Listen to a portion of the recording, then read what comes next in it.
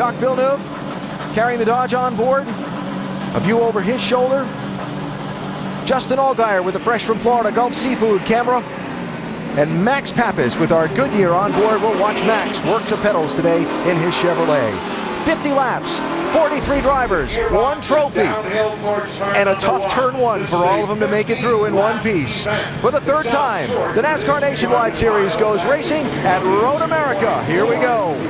Around the 4.04-mile layout. Waiting for the green flag to fly. Kevin Moss keeps the pace down. They have yet to display the green. Now it is in the air. Green flag. Go, go, go. Green flag.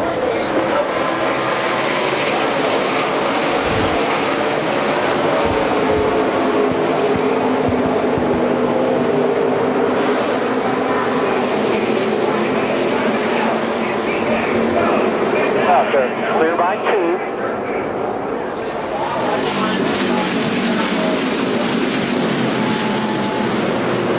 No, hang on, Danica. A little sideways on the brakes there, going into turn 3. I tell you, that was really key that Nelson Piquet Jr. got out front right there. Very clean start. Yeah, absolutely. And you get that clean start, you get that clean air, and you get the grip, and you can kind of check out like he talked about before the race he wanted to do. Second place, McDowell to the inside of Fellows, 18 and 5. There's Villeneuve in the 22. Going to try and fill the spot. I wouldn't cut that guy off. That could be a dangerous move. Got away with it, though. See if there's any damage to the right front fender of that 22. Usually it waits till later in the race to get crazy. Pretty good way to put it. Yeah. Kind of minor P's and Q's right now early in this event. Nobody wants to lock the tires up, wheel hop. This important corner coming up here in turn 9, which is the carousel we call it. And Andy, this leads to the kink, a corner that you and I have talked about quite a bit. This is where Ricky Stenhouse went off in practice. You got to be brave to get through this corner. You got to run hard. If you run too hard, you get off course to the left and get in a wall. You can see how fast it is through that section, and it's so narrow. It's almost like going in a tunnel. Down through Kettle Bottoms to Canada Corner. It's another good passing zone. Early in the race, you're going to save the brakes, not be too aggressive. You see Elliott Sadler trying to make a pass on Michael Annett right there. That's actually more of a defensive move. He's going down to that corner. He doesn't want the car behind him to try to make a dive bomb move. So he moves over a little bit early on the straightaway and kind of prevents that.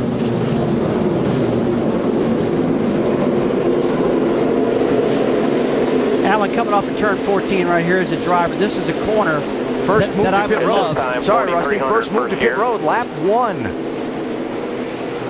You see a couple cars. We've heard a couple of cars going to pit right off the bat, try to top off with some fuel and work their strategy right now. So Michael Annett in the 43 car coming down. Ricky Stenhouse in the 6 car. Yeah, there's no penalty really. I mean, you're going to lose obviously some time to the leaders, but you're not going to lose a lap. And they'll put you in a different place on the track. You can go out there. I'm thinking just like maybe Mike Kelly is here, that he can get his car out there by himself with Ricky and just make laps, make good laps and stay out of trouble. Here comes the 6 car, Vince. Boy, Andy, you hit the nail right on the head. That's exactly the thinking of crew chief Mike Kelly. Now you're seeing the 43 of Michael Annett celebrating his birthday today. Both cars wanted to come in, get fueled up, but more than anything, get away from the craziness of the traffic at the beginning of this race. For the lead, Nelson Piquet Jr., 30, 18, Michael McDowell, that's turn 6. That difficult left-hander right at the crest of a hill where the track kind of falls out from under you, and then you got to hang a left. I've really been impressed with Piquet so far this weekend. Every time I watch his car, I don't see it out of shape. I don't see him wheel hopping it. I don't see him run off the track. He's running a nice conservative line right now against Michael McDowell. Looks like Michael wants this lead pretty bad, though. Andy, I tell you, Nelson Piquet Jr., this might be one of the new road course superstars we'll be talking about a lot in the future. We've been talking about Marcus Ambrose. Guys like that are really good, but Junior's impressed us so far. One of the characteristics of a stock car is, though, under braking, they push it just a little bit, but under hard braking, they tend to pop those rear wheels. It's called wheel hop. But some of these real good road racers, they're so good on the brakes that that's one of the hurdles they have to kind of climb over, is trying to figure out how to really maximize the braking with these style of cars. I'll tell you what, it's well put, because some of the cars these folks have been used to driving don't wheel hop. Different type of suspensions. And when these new road race ringers get in here and overdrive these cars, they experience that wheel hop. As a driver, you got to experience first before you understand how to fix it and address it. And I'm sure he'll go through that today. Now, let's also point out that PK Jr. is a full-time driver in the NASCAR Camping World Truck Series. So he is running a similar suspension type to these. The aerodynamics are different, and they don't run on a road course, but yeah, he is getting experience with this kind of vehicle. Yeah, he does understand the stock car characteristic, and he's done a good job with it so far this weekend. Yes, he has. So there's first and second. While you watch this, Sam Hornish Jr. ducking onto pit road here after 2 laps of the event are complete and working lap 3, Jamie. Well, he started this race 8th, and the reason they're pitting is to get out of that mess, just like we heard on the first 2 previous pit stops. Get him out, get him in his own air. They're going to fill him up with Sunoco fuel. No tires here and no changes for Sam Hornish Jr., who's off sequence now. So this kind of a different version of that. Oh, for the lead on the right side. McDowell with a run up the hill to turn 6. That's a left-hander coming up. Yeah, PK almost had to give him that spot in that situation. Now, Michael's definitely quicker. He's really all over his bumper, and now I expect McDowell to set sail a little bit, but that was really smart. 4, pull it away, all you. Up PK Jr. do that rather than get pressured, because turn 6 is where the pass happened. And we talked earlier in the broadcast, that's where most of the problem was last year, so you don't want to mess up in that corner.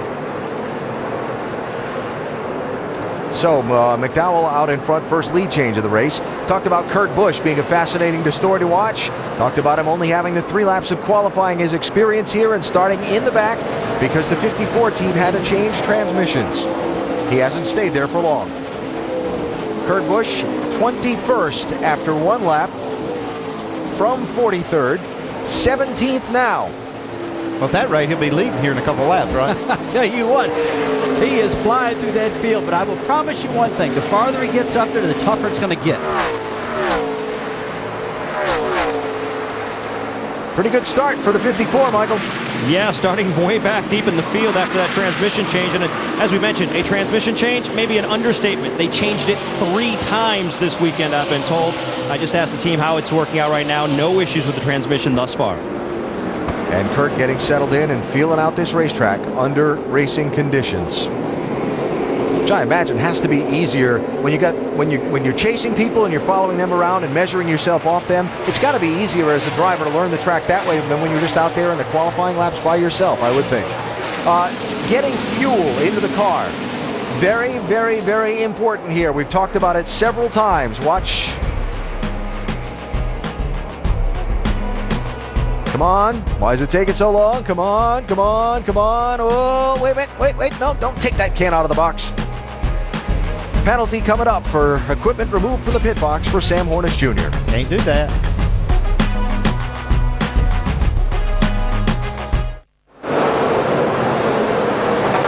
Euro 2012 continues tomorrow on ESPN. Wayne Rooney and England take on Italy in the quarterfinals. It's England-Italy tomorrow, 2:30 on ESPN. ESPN Deportes, ESPN 3.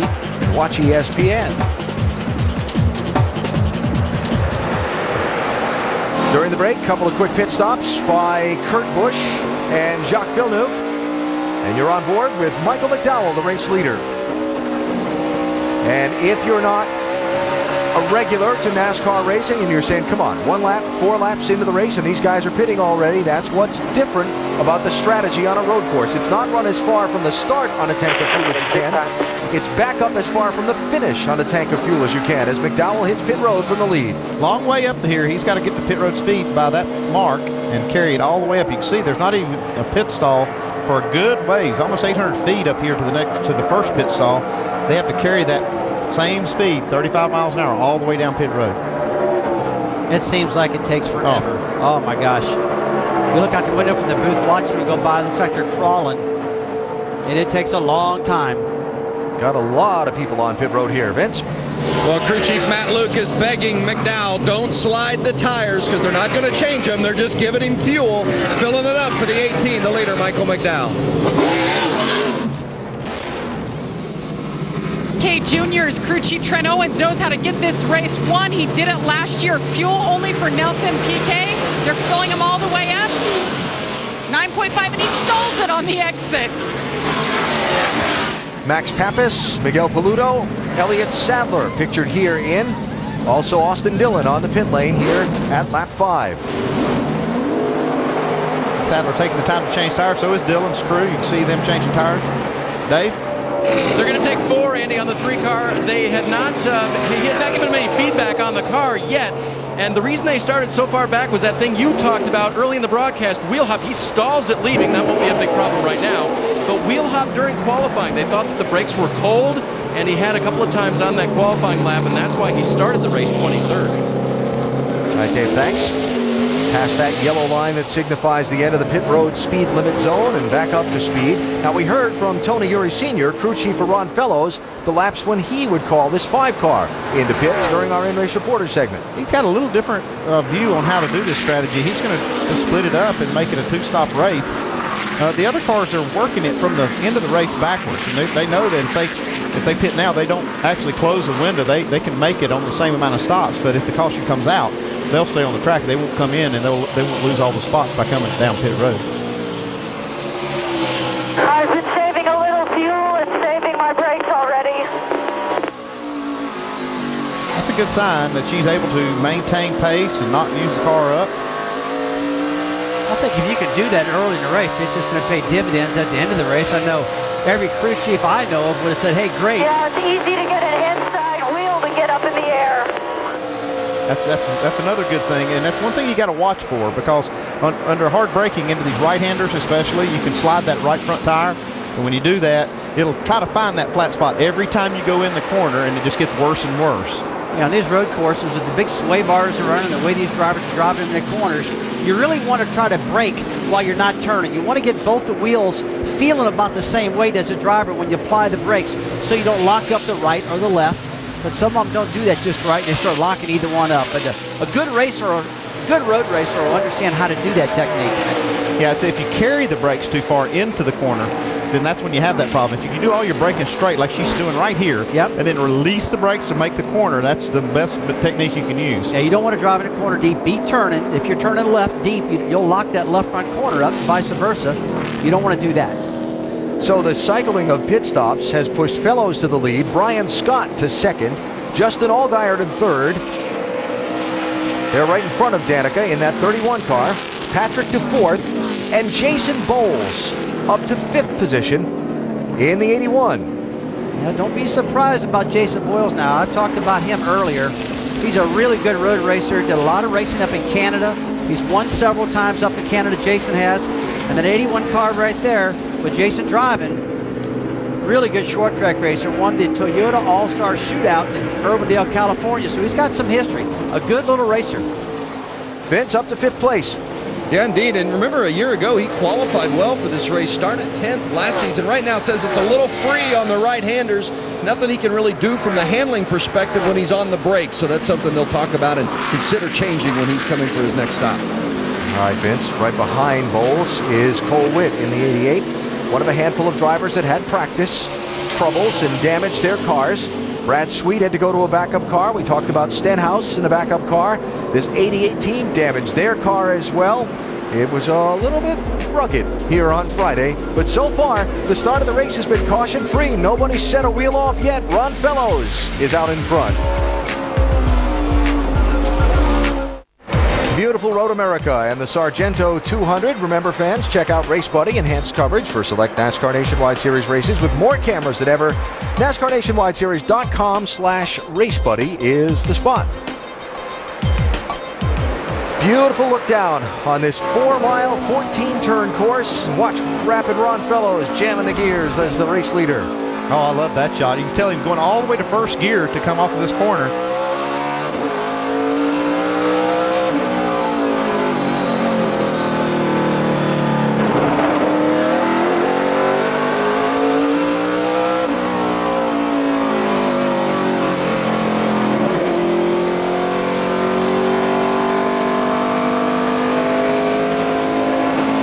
What happened there? Something just happened to the 5 car. Yeah, I thought I saw something there. Looked like it wheel hopped on one of the... Yeah, he's definitely got a mechanical failure right now. Something going on with Ron Fellows from the race lead. Brian Scott has gone by him. We rode with Fellows as he came off that left-hand corner, and it just didn't seem like it went right. It looked like when he made that upshift, that car shuddered real bad. I was thinking maybe it's just spun the wheels. It could have maybe shook some teeth off of the transmission gear.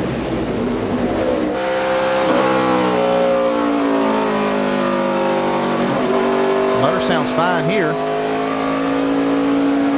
I'm not for sure. He's got a flat tire, maybe. Might have to take a look at that. Yeah. Has he changed gears since we heard him have the problem? I'm speculating. There's no doubt about that. Yeah.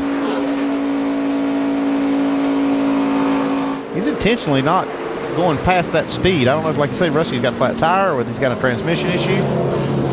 All right, so Brian Scott goes to the point. Here's the race for second. Allgaier and Danica Patrick. There's Brian Scott there, as you can see in front of these two.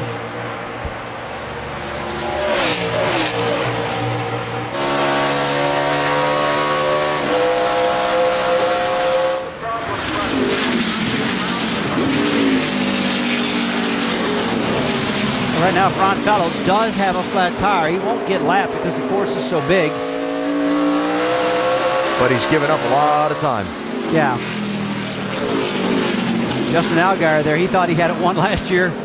Running out of gas in the very end. But I tell you, I'm still really impressed with Danica Patrick. She's really showing a lot of maturity when it comes to driving this car, keeping this thing on course. The communication she had with her crew is incredible. Now here comes Fellows.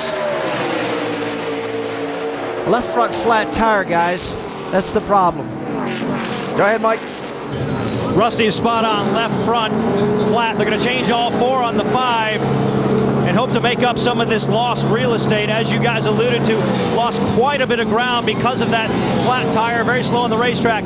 Team completing work on the left side, now swinging around to the right side to complete service. A second can of fuel going in now for Ron Fellows as he's away. Well, his left front tire was not completely down on the rim. It looked like he was very conservative getting it back to the pits and not turn up the car. He may have given up just a little more time than he needed to. It looked like he probably could have gone a little bit quicker with what he had. But he didn't know that, and he was just trying to take care of the car to make sure he has something to race it with at the end. So basically, I mean, as a crew chief, Andy, you'd be telling him, don't go too quick because you got a flat tire, you're going to tear the fender off. We don't want that problem. So I guess that's the reason he was keeping us so slow. Brian Scott, nearly 4 seconds ahead of second place. I'm telling you, I watched him when he went on the track, very first practice session, and I was like, wow, he is really visibly fast. It's just impressive right off the bat. I don't know what he's been doing to hone his road racing skills, but it's definitely showing this weekend.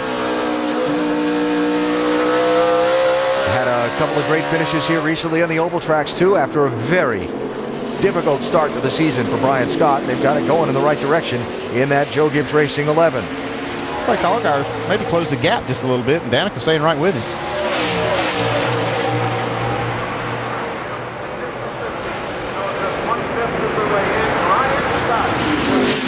Put a lot of pressure and he's making a lot of mistakes. Said she's putting on a lot of pressure and he's making a lot of mistakes. And I thought, you know, when she came up behind him, catching him's one thing, passing him's another. And at this stage in the race, when you talked about trying to save brakes and save fuel, how aggressive will you be? Yeah, she's in a good position to just sit right there. They're not losing any time to the leader. Obviously, they can see. And not to push the car. Don't take a chance on wheel I'm hopping. still saving some fuel for sure.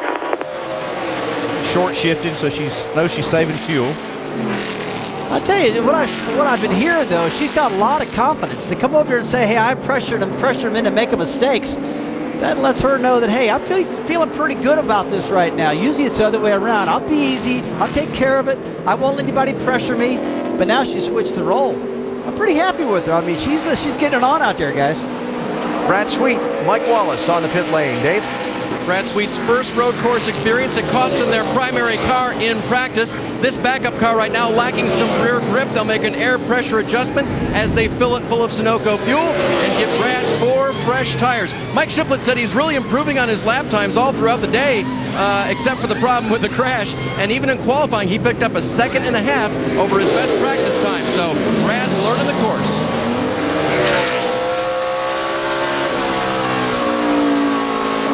All right, Dave, so Brad Sweet headed back out onto the racetrack with Mike Wallace. pass-through penalty. Jason Bowles speeding, entering pit road for his stop. That hurts. Doing a pass-through penalty right now. So following up on the Ron Fellows problem, Mike, what do you see? It was indeed a left front tire. They scoured over the tire to find the puncture wound, and here it is. The air's still coming out. I can use this piece of paper to illustrate how much pressure is coming out of this tire. You can see it just blows the piece of paper right away.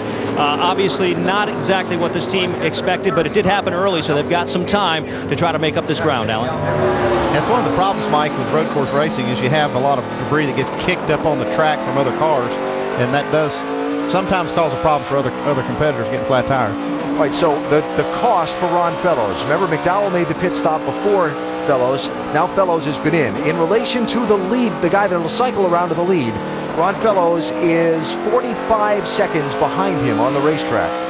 He needs a full course caution. Pace car come out and close it up would help him out a lot. I'll make you a bet. I'll bet you we'll get one. Yeah. If you want a little statistical quirk about this race, Rusty, both races at Road America, 7 cautions for 14 caution laps. Both times. Now, last year, a bunch of those were on the green-white checkers. We'll see how this one works out.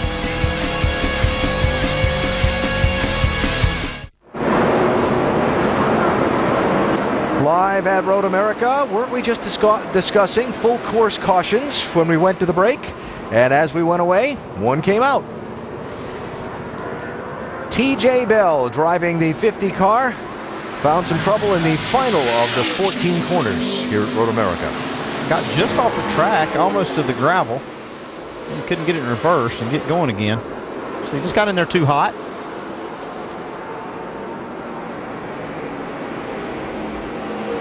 No big deal. If he could have got going, it wouldn't have caused the caution, but he couldn't. Second place changed hands. Hey, you saw Danica Patrick right on the back of Algar, and Algar wheel hops the back of his 31 car, gets over there to rumble strips. Let's listen to this.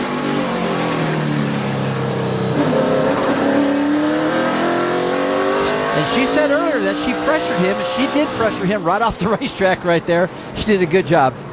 So caution out for the first time in the race helps Ron Fellows, brings him back up to Michael McDowell, who was the leader before the cycling of pit stops began. Your opinion, Andy, on where it leaves Brian Scott, Danica Patrick, Justin Allgaier, and the guys who have not yet pitted?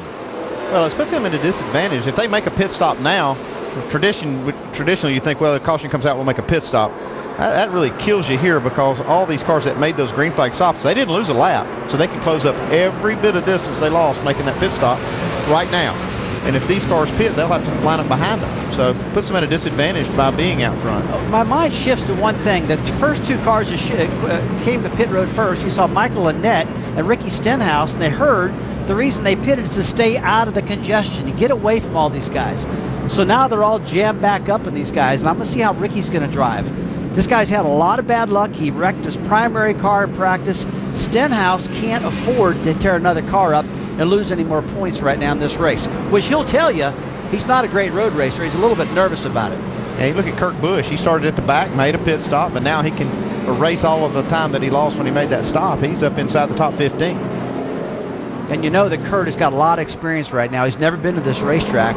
He's had enough time to get around it to understand the course and get confident with it. Well, we will see who does what here.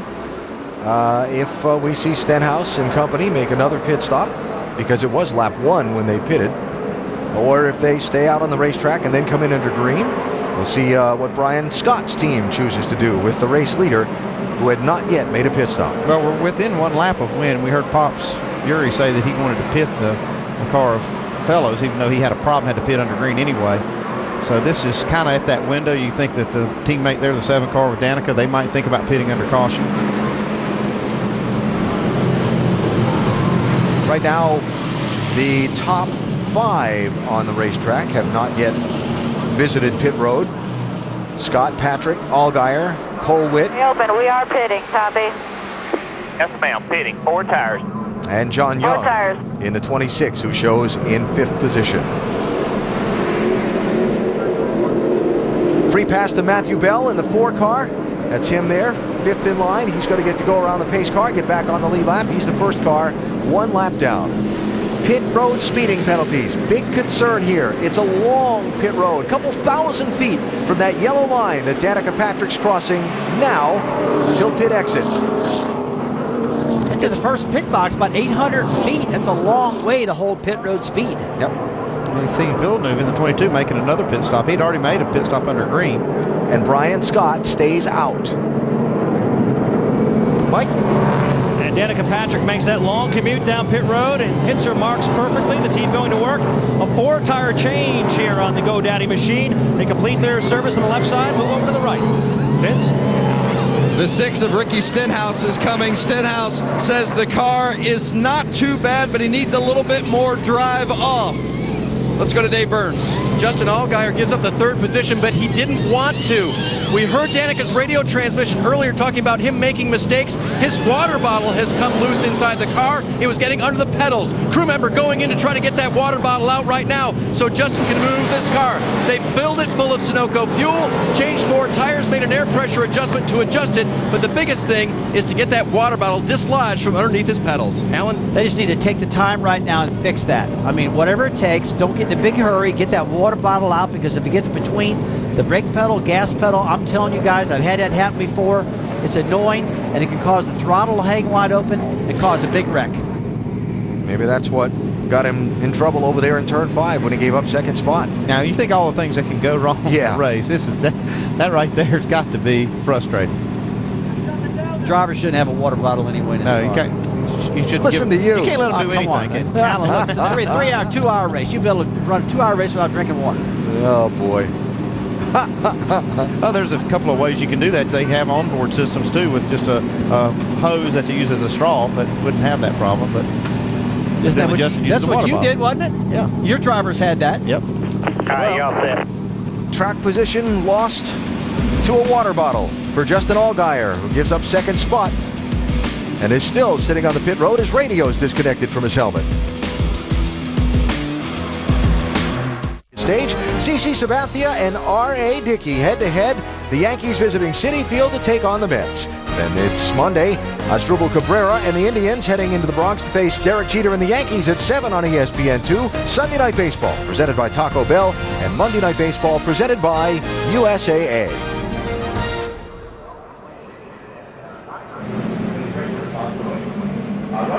Passing the time in the infield. Or the outfield, whichever side of the racetrack that might be considered to be on. Brian Scott, race leader, coming to pit road after all the other cars pitted under this caution. Well, he just wasn't quite in the window that they wanted to be in to make this stop. He may even make another one before we go green. Remember your marks in the 31 box. 31 box. I want to discuss that with you more in a minute, Mr. Petrie. First, let's cover the stop. Here's Jamie. Well, crew chief Kevin Kidd told his driver, we're in this box. I'm not going to say the lap. It was lap 13. He wanted to hit no matter what. So just now he said, we're going to get the one to go. Let's go ahead and pit and fill it up. He said, we're the only ones on this strategy, but I think it is the right move. Mike? This is Ron Fellows' second stop during this caution period. They'll just top him off with fuel. The first time, though, they had to rectify a radio situation. The antenna had come out of his radio, Dave. Austin Dillon is on pit road again during this pit stop. They took fuel only on the first pit stop. And since they're back in the pack, they're going to take fuel only again. The big problem for Austin right now, no third gear. They're going to try to nurse it home. Ouch. Yeah, that's bad news, and that's not going to get better. All right, so let's talk about this strategy for the 11 here for just a minute there, Andy. Well, okay. You're the race leader under the caution. You've just allowed all these other people to pit on the first lap. The pits were open, take on fuel, come back onto the racetrack ahead of you, and now you've pitted under the yellow and come back out behind them. Well, one thing that you got to keep in mind is that these are almost like free stops, because track position really is not that critical at this point of the race. They're really racing for that last segment. They're trying to put themselves in a position to make that last pit stop as early as they can and try to maintain track position after the last stop. Right now, it's almost like having some free time to work on the car. I bet you we see him pit again before the green comes out. Be interesting to see how it plays out. A lot of different strategies being thrown on the table early here at Road America. Michael McDowell has cycled back to the race lead under caution. Nationwide Series races with more cameras than ever. NASCARNationwideSeries.com/RaceBuddy. Michael McDowell, left of your picture. Max Pappas, right of your picture. Green flag coming into the bottom of your picture. Tapping that green flag on the barricade of his flag stand, as he always does, is Kevin Moss. He'll look that field over. Man, that restart zone is close to the start-finish line, isn't it? It is. Wave the green flag. We're underway. McDowell got the gearbox good.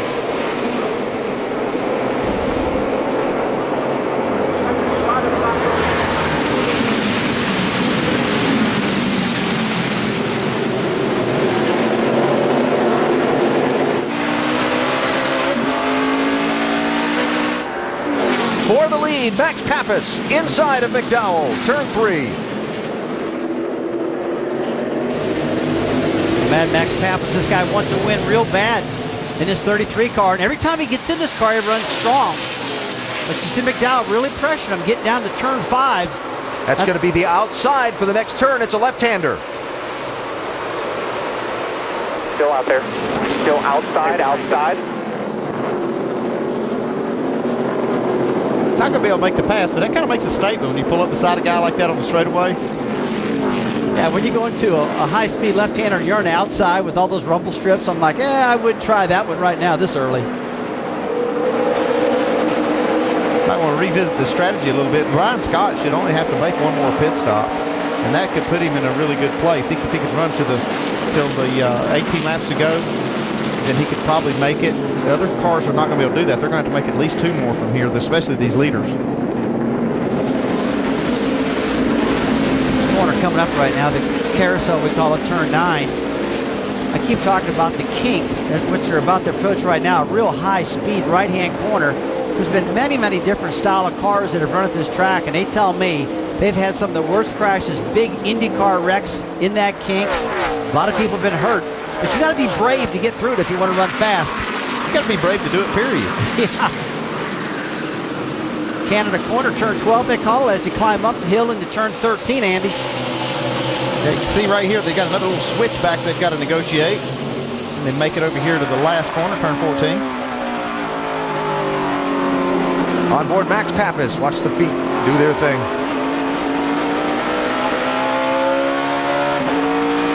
Just pats that throttle a little bit when it shifts.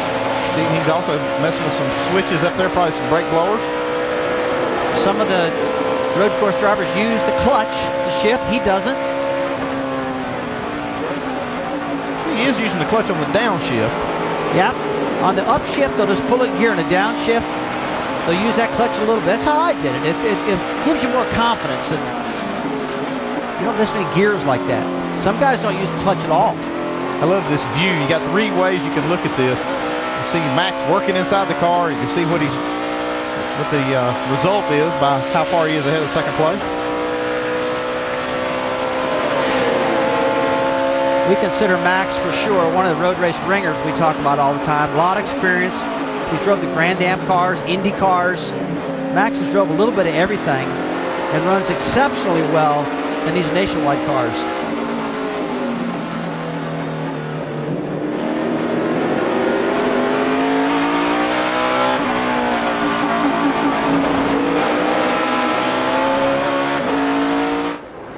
So Max Pappas out in front. 5th different driver to lead this race. Catch up on a couple of stories from the cycle of pit stops. The top 12 on the restart had not stopped on this most recent cycle. Caution is out.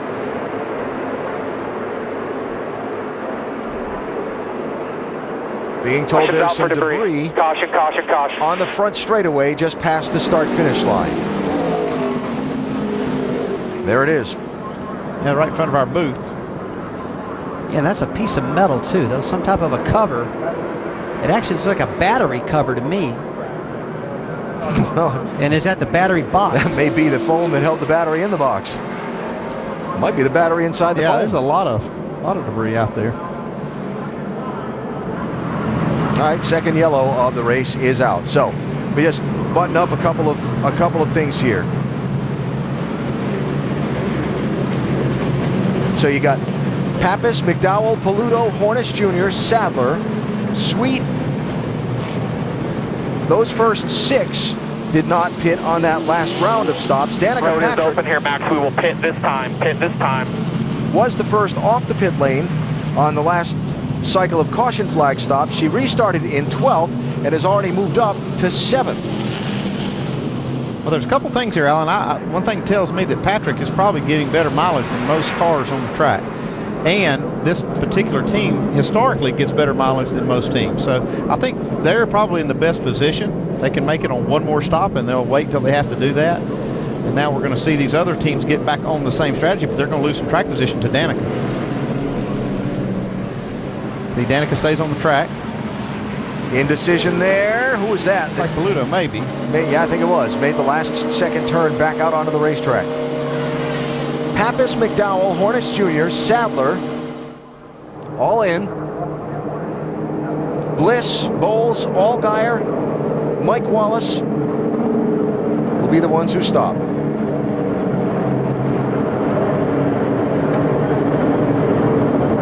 $17 complete, working lap 18. The top 2 are in, Vince.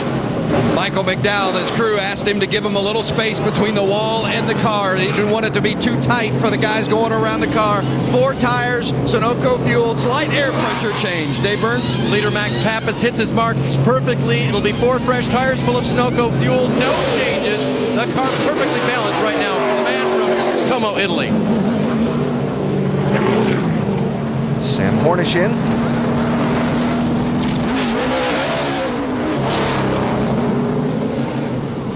A little tight there on the pit exit. Wow. Looks like Justin Allgaier beat Max Pappas out, our race leader. Good stop out of the 31 car of Allgaier. Because he spent so much time on the pit lane before, I'm sure that was just a top off of fuel. All right, little splash and go for the 31. Got some track position back. Yeah, it worked out good for him. He had fallen all the way back to 25th place by that problem chasing the water bottle around the floorboard of the car. Was there something on the front straight? I just heard a huge clunk. We can confirm there was something on the front stretch. Yeah, there was some debris along the front straightaway in a couple of different spots. Patrick running in second behind Miguel Paluto. He was the one that made the last-minute move back onto the racetrack instead of pitting under the second caution at Road America. Friday, 7 o'clock Eastern on ESPN2. Here at Road America, we are 17 laps, a little past quarter distance into today's Sargento 200. A few noteworthy events in the opening moments. Sam Hornish Jr. penalized, carrying equipment out of the pit box. See a lot of guys having a tough problem getting out of the pits in first gear because it's such a high gear because they're using it for downshift, so they're paying in the pit area. 8 laps in, Ron Fellows leading, slowed at a flat left front. Justin Allgaier has had a problem. He had a water bottle floating around in the floorboard. They had to spend a lot of time on pit road to get it out. A variety of pit stop strategies have kept the leaderboard constantly shuffling in this one. Miguel Paluto in the 32, Danica Patrick in the 7, side by side for the restart. Wait.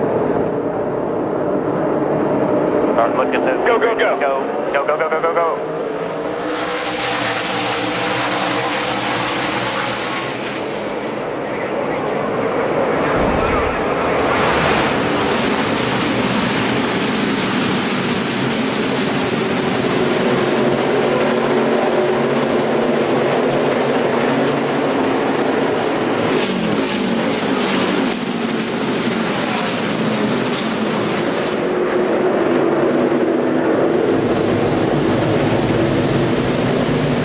All of the varying strategies and all of the different shuffling going on, we see Jacques Villeneuve back up to 3rd, Kurt Busch in 6th, and here's Ron Fellows trying to get 9th from Gonzalez. Oh. See, Kurt Busch got in just a little bit hot, had to pay for it. 2 inside. You're 3 wide, you're 2 inside, 2 inside, 1 inside. Oh. Just got to calm down just a little bit. They're roughing them up right now. I tell you what, Kurt Busch has come a long way in a short time, guys. Getting from dead last all the way up to 10th where he is right now. Incredible run out of Kurt Busch. And by the way, 19th and 20th were where Michael McDowell and Max Pappas, the leaders before the caution, restarted. Kurt Busch, just joining us, started this race with 3 laps of experience at Road America in a Nationwide Series car. His 3 laps of qualifying earlier today, they had to start at the back due to changing a transmission. There's the scoring serial on Kurt. He's in the top 10. Done a good job of managing the race so far, and Kurt's obviously really good at road racing, and he's doing his job too. Here comes PK Jr. inside of Cole Witt. That'll be 5th place. Cole Witt on the same fuel strategy as Danica Patrick. Pitted on lap 13 was their last pit stop. PK Jr. led the opening couple of laps of this race in that 30 after starting on pole position. Another guy I want to look at is coming up the hill now. Ron Fellows just went past us, our in-race reporter. He was fast as lightning early in this race, and you remember he had the flat left front tire which got him behind. I expect them to start charging back up through this field now. There's Brian Scott, yellow 11, looking inside of Stenhouse Jr. Brian Scott led a chunk of this race. Caution flag before he had made his first move to pit road, set him back in traffic. And by the way, just a note, you see the windshield wiper on that 11 car. Big shower approached this speedway just before the start of the race. It kind of dissipated on the radar. I will tell you that further to our west, there are some green things on the radar, but I'm not sure that they're going to get here before this race is over. However, NASCAR does have rain tires here at Road America. That's why the windshield wiper is on that 11 car, just in case. Saw Ricky Stenhouse get that off to the right side, those rumble strips. I'm telling you what, when you get there, you got no traction. The car's jumping all over the place. And we saw some chassis damage by getting on that a year ago, Andy, where they break the track bar. It's a real rough portion of the track. Yeah, it's very hard on the rear suspension. Like you said, the track bar is the weakest link of that particular part. Get all that wheel hopping action going on. That's hard on trailing arms and the track bar. Talk about a diversity of backgrounds and experience in this top 3, right? Miguel Paludo, 28-year-old from Brazil, in his 3rd year of NASCAR, 2nd full in the Camping World Truck Series. Couple-time champion of the Porsche GT Cup Series in his native Brazil before going oval track racing. Danica Patrick, making her way in NASCAR, but not known in IndyCar racing for having road courses being the better of her strengths. The oval tracks were where she was better accomplished. And then Jacques Villeneuve, the Formula One world champion, driving Roger Penske's 22 car, sitting there in 3rd. He's been aggressive. He's been impressive in his past NASCAR Nationwide Series starts, and he's sniffing that lead again. I cannot tell you, though, how impressed I am with this 7 car. She is running an incredible race. Her car is extremely good. She's been very patient. She's faster than Miguel Paludo right now. And Jacques Villeneuve, you said he's a world champion. He's not even catching him. Little defensive line there by the 32. He's blocking her off. Yeah, he doesn't want her to get inside of getting into turn 1 right there. But she is putting pressure on him like she did Justin Allgaier earlier. Her car is just fast, guys. Inside for the lead. Oh, what a great move. That is what I call just a flat, legitimate pass right there. She just powered past him.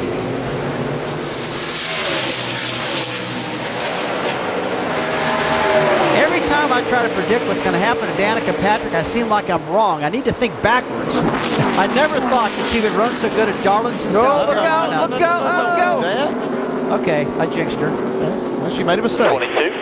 Still there to 30. Got room behind the 30. Clear. I'm still going back to what I said.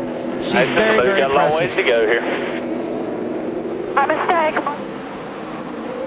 So first back to 4th. And trouble. 41 cars around. That's Timmy Hill. Looks like he's going to fire it up and keep going. Clear.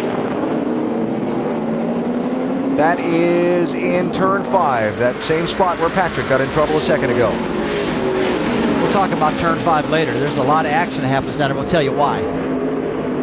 But going back to Danica Patrick, it's easier to run behind somebody and be conservative and hit your marks. It's a little different when you're the leader. You got nothing but open space in front of you. Well, she was pretty proud of herself for taking that lead, and she just got down to the turn 5 too deep, really, guys. Did a good job of recovering, though. Yeah. Well, you know, part of the conversation around Danica, back to our NASCAR countdown conversation of respect, and is she getting the respect on the racetrack from the other drivers she deserves? Rusty, you brought up how she's still learning where to be on the racetrack and how to drive these cars. She's only got one road course of experience in a Nationwide Series car. This is just the second one. Leader making a move to pit road. Villeneuve will go out in front. Paludo will head for the pit lane. Well, I mentioned earlier in the show, a lot of the NASCAR regulars don't know what she's like because she's unpredictable, because they don't have any history on her. But guess what? She's racing against a bunch of guys today that nobody has history on either, so it kind of cancels itself out. But look at the group she's racing with. Ron Fellows. Yeah. She's racing her teammate right there. You got Jacques Villeneuve. You got Nelson Piquet. These are great road racers. That's a great group to be in. Paludo was the leader, Vince. First ever Nationwide Series start. He said the adjustments they made on the last stop that helped the car, and he says it's perfect. Don't change it. 4 tires and Sunoco fuel for Miguel Paludo. Having a good day today at Road America. Tommy, wait, no gas, wait. Go, go, go, go, go. And for the lead on the right side of the screen as the former leader comes back onto the racetrack. Nelson Piquet Jr. all over Jacques Villeneuve, 2 drivers whose fathers became world famous in Formula One Grand Prix racing. I find that pretty unique. It really is. You have 2 F1 drivers running 1-2 right now, and they both qualify so well, and they both fly around these road courses in stock cars. Third place. Fellows outside in the carousel on Danica. Now remember, they're teammates for Dale Jr.'s team here. That's a great move by Fellows, though. To do that on the outside. Wow.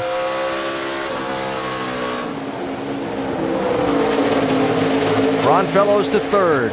Remember, he was leading back at lap 8 when he had a left front tire flat. He lost 45 seconds to the cars he was racing with, then got helped by a caution flag to close back up. Now he's headed back toward the front of the field. Almost to halfway at Road America. Jacques Villeneuve is the race leader. He's got Nelson Piquet Jr. hot on his back bumper. Well, we had the kids throwing the baseball around. What about kicking the soccer ball around out in the infield? Euro 2012 continues tomorrow on ESPN. Wayne Rooney and England take on Italy in the quarterfinals. It's England-Italy tomorrow, 2:30 on ESPN, ESPN Deportes, ESPN 3, and watch ESPN. How about that? Ask and ye shall be found. Hey, that's pretty good, too. But can you get it with the left foot? Missed it. Jacques Villeneuve out in front. A lap and a half from halfway here at Road America today. We go up to speed with Nationwide Insurance, beginning with Jamie Little in the race leaders pit. Well, we've seen this story play out with the 22 car leading here at Road America. The last 2 races in a row, he's had issues either leading or running second at the end of the race. The question is, can he finish without drama? The car right now, very good. Now, right behind him was your pole sitter, Nelson Piquet Jr. This is the same car that Reed Sorensen drove to victory lane here 1 year ago. The team's plan right now, they want to pit on lap 32. His car as well is good. Mike? Jamie, Ron Fellows has had his share of adversity today, that's for sure. A flat tire relegated him to deep in the field. He gave up a lot of real estate, but has rallied back. The other thing he's had to overcome, a radio problem. Much of the time when he's on the back stretch, he has a very difficult time hearing his crew chief, Tony Eury Jr. They have not been able to rectify that. He's just racing through it for the time being. Meanwhile, his teammate with Junior Motorsports, that's Danica Patrick, who has taken many cues from Ron Fellows over the last several weeks. The two tested together several weeks ago and have spent quite a bit of time together this weekend going over the ins and outs of this racetrack. Danica just content right now following Ron Fellows. She feels like she has a very strong race car. And the other Junior Motorsports car, that's Cole Witt. Well, he had his adversity in practice, wrecked his primary machine, went to a backup car. I talked to his crew chief, Bruce Cook. He told me it wasn't really a setback when it came to equipment, but it was a setback when it came to this kid's confidence was very concerned about that coming into the race. So far, showing no signs of showing any weakness, running very strong inside the top 5.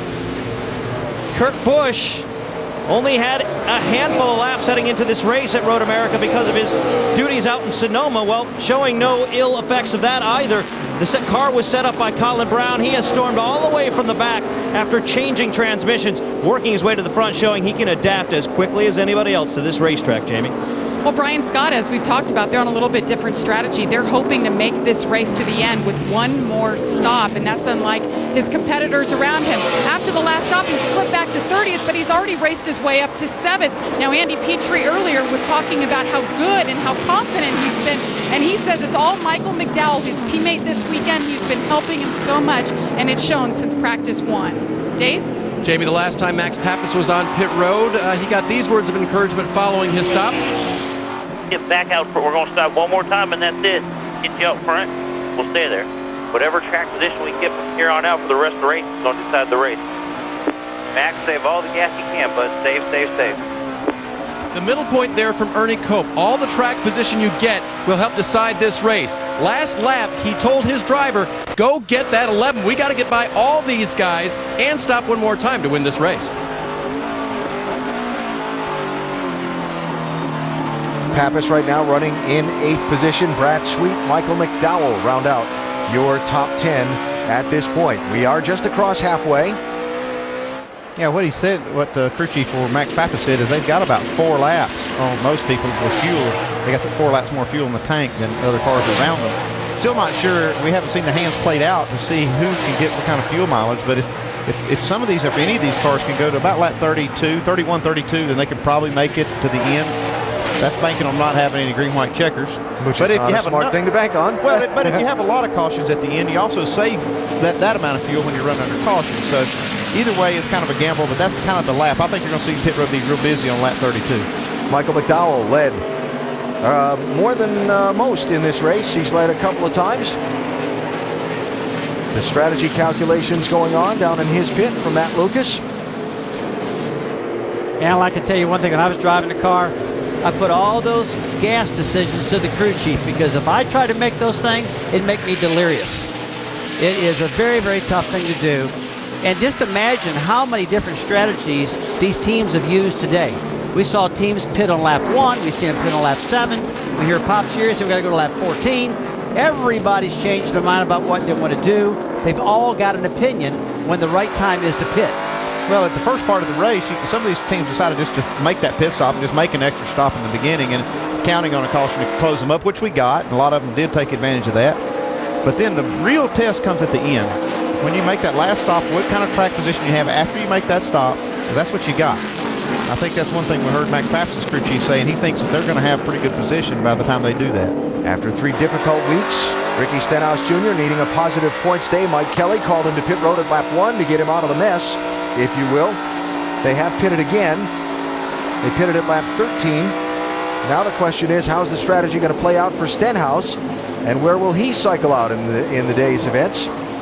Kind of Vince playing a road course version of the old Talladega strategy of hang back and wait till the end. That's exactly right. They want to make sure they're out of the mess after the last 3 weeks that they've had, that's for sure. Ricky Stenhouse, the good news is, though, is that he says that the car is really starting to come to him, says he's gaining on entry and getting better off the turns, but this is not the stretch of the race where they're going to be taking any chances. They're very comfortable with their position right now. Stenhouse Jr. running in 13th position at the moment. The defending series champ had a spin on lap 2 here last year, came back for a top 10 finish, but that is the only top 10 finish he has recorded in a road course race in his nationwide series career so far. He could use a nice positive points day, but he's got a long way to go to get one today at Road America.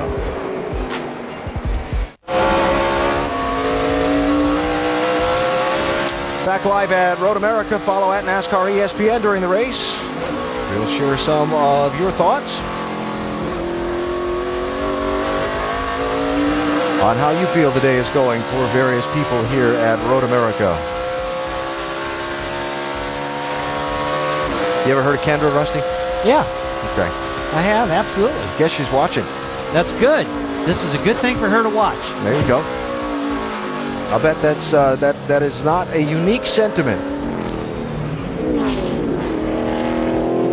She's pulled away from her teammate Cole Witt and Kurt Busch. But this car, Jacques Villeneuve, has pulled away from second place by 2.5 seconds now. Remember that Nelson Piquet Jr. was right on his back bumper, working him over for a little bit. He's gapped him now. Ron Fellows trying to track down Piquet in third. Got 4 or 5 laps before they get into that window where they can make it to the end. What, these three are in pretty clear traffic. There's nobody around them. I'm watching Ron Fellows. That time by, he was a half a second faster than Jacques Villeneuve. The 5 car of Fellows is flat coming. He's flying right now, guys. He wants to lead this thing.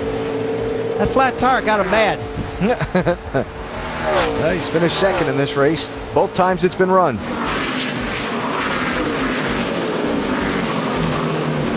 Winner at Montreal, driving for Junior Motorsports a few years ago. I love this shot. Gets over here on this front stretch. Watch him hammer that gear shift lever. He's one of the best at it. Watch him downshift here. Got a slow one up ahead there. Maybe you can use him for a pick.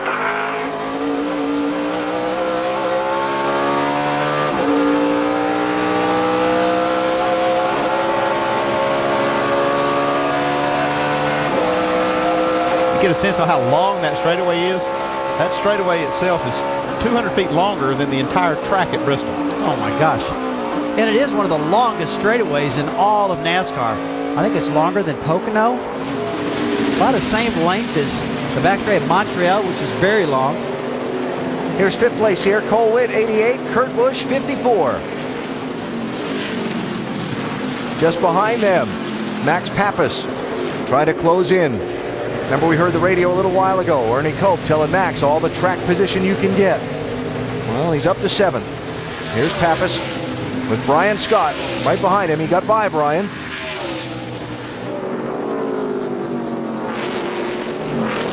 Brian going to try him back. I'll take a look. So Dave Pappas up to 7th. And he tried and tried and tried to get around Brian Scott. Scott driving a very, very good race. When Max came by the start-finish line, he keyed the mic and told his crew, I drove the heck out of it that lap, and that's the moment at which he passed Brian Scott. So he's had to work to get around that 11. He did, but he's turning some and just gave the 11's windshield a dusting. Turning some fast laps. Mad Max. And again, he's up to 7th place. The leader is Jacques Villeneuve. What's their fuel strategy, Jamie? Well, Jeremy Bones is the man up here on top of the pit box calling the shots. 2.5 second lead right now. When will you guys pit next? We've got about 3 to 4 more laps, so we'll make a decision. We're just trying to maintain the pace we have right now to the guys behind us to get us into our fuel window for the end. You know he never backs off. Are you telling him at all to back off and save you some fuel? I'm trying, but it's not in the bloodline, so he's pretty well flat out. But we're trying to back him down a little bit, but we'll be fine. He won 2 times here back in the kart series. He's looking for his first NASCAR win this time, Alan. And Jeremy Mullins got his first win as a crew chief when the 22 won the Charlotte race in May with Brad Keselowski behind the wheel. Roger Penske won a race here at Road America as a driver. SCCA 1961. His car's out front with Villeneuve behind the wheel.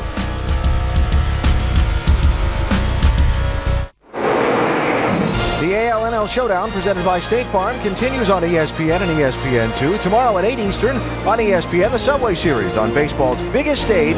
CC Sabathia going head-to-head against R.A. Dickey when the Yankees visit Citi Field to take on the Mets.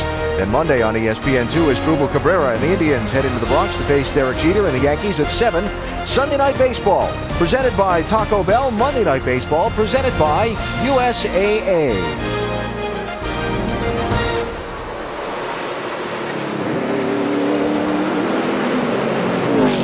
Caution out. Got a car in a gravel pit. Caution's out. Caution, caution, caution.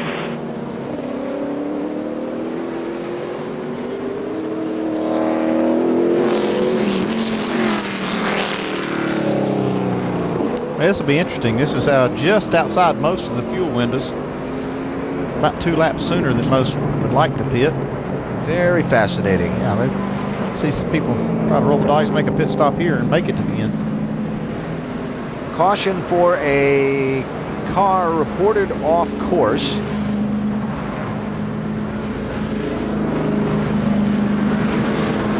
follow. There it is. Okay. 75 car.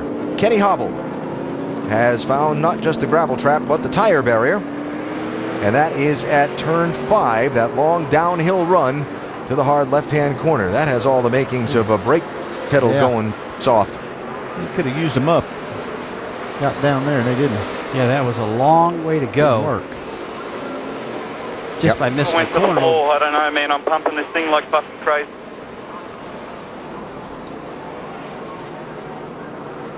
Hobble, a native of Australia, There was just nothing there. now living outside of Charlotte by way of Canada.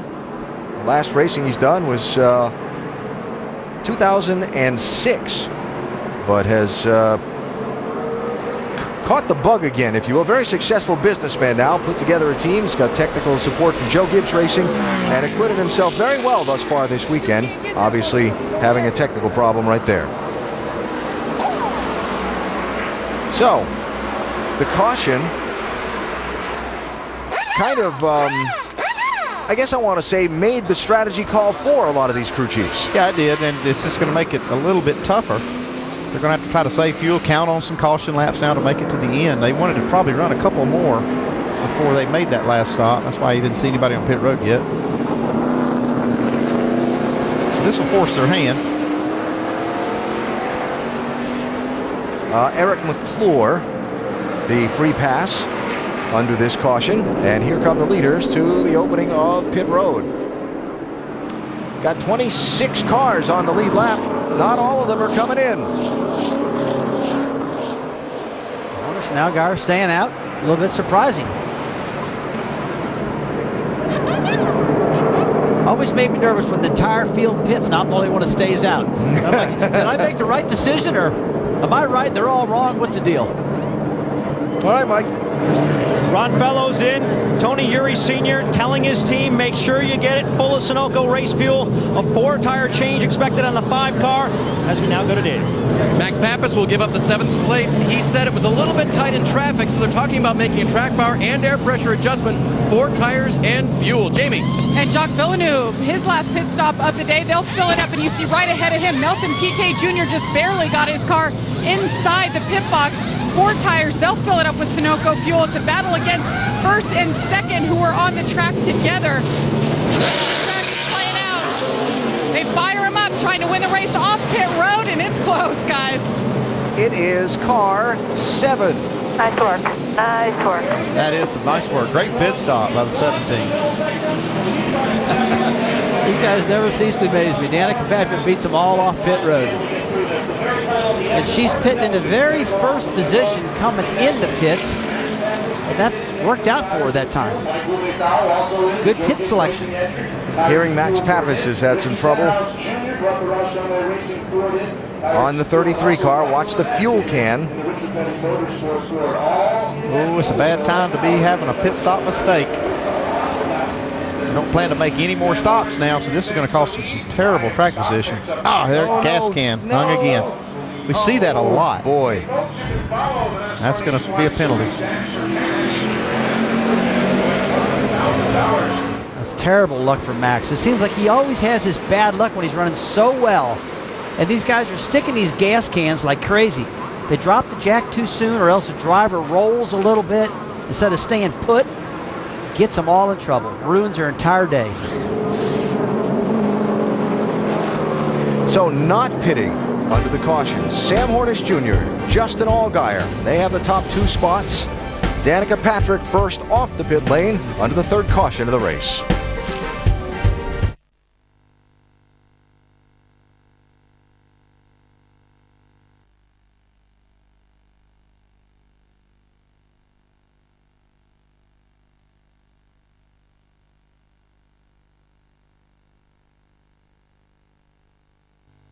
Stop problem we showed you a minute ago. It's going to kick him all the way back from 6th to 26th.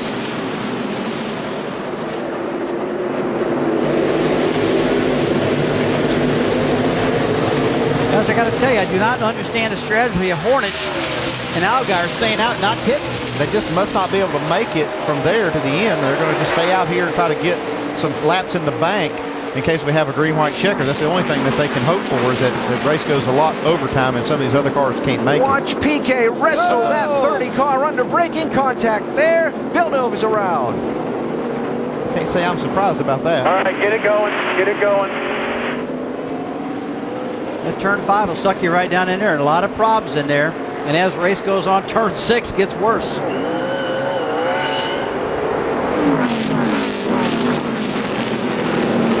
That was big right there for Villeneuve. I mean, he could definitely win that race, but being this far back, I don't know.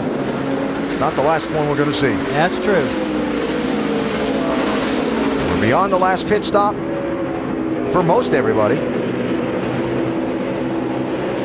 And the intensity builds.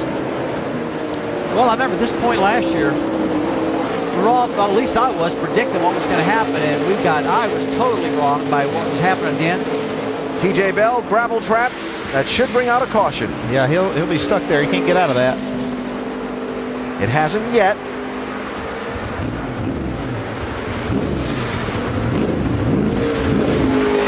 Yep, now it has. Caution's out. That is the carousel. Now that was key caution flag right there. I mean, these guys need a little extra help to make it to the end. Little insurance for the green-white checker in case we get it again this year. That's just what they needed. Although that's not going to help Hornish. No, he still has to make another stop. So does Allgaier. And Miguel Paludo, he'll have to make another stop.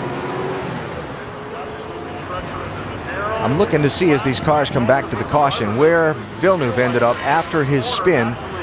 Because when he got the car righted around, it took him a bit to get it going again. It shows in 15th on the scoring monitor. We'll see how it shakes out once they catch up.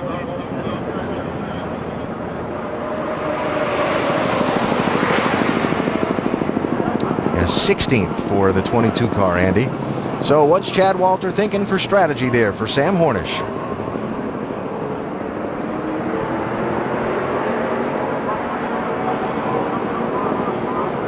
Check that. How about 22nd for the 22 car as things cycle around as they come to the start-finish line.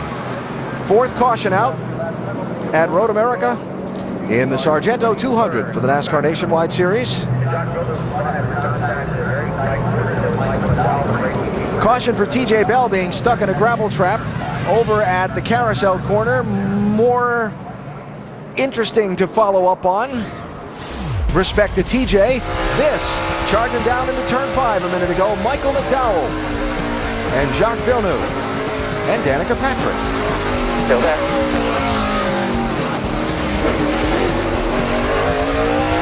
Let that spin. Clear, clear, clear. Clear.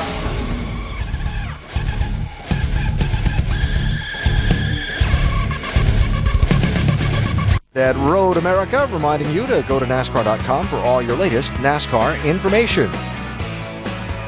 Down to the final 1/4 of this race very shortly, and watching pit strategy among the top two, let's say 3 of the top 4. Hornish, Paludo, and Allgaier, particularly with our attention here. Here comes Hornish and looks like Paludo. Yep, Allgaier staying out. It's a mystery to me, I'll tell you that, guys. I don't see any way in the world they're going to finish in the top 5 or even have a shot at winning this race. By pit now, and Allgaier staying out, when the rest of these guys pretty well think they can make it in gal. Well, their biggest gamble would be if they're counting on 3 green-white checkers like we had last year, and some of the other cars may be running out of fuel. Well, that's a good point, because Allgaier did get burned last year. Go ahead, Vince.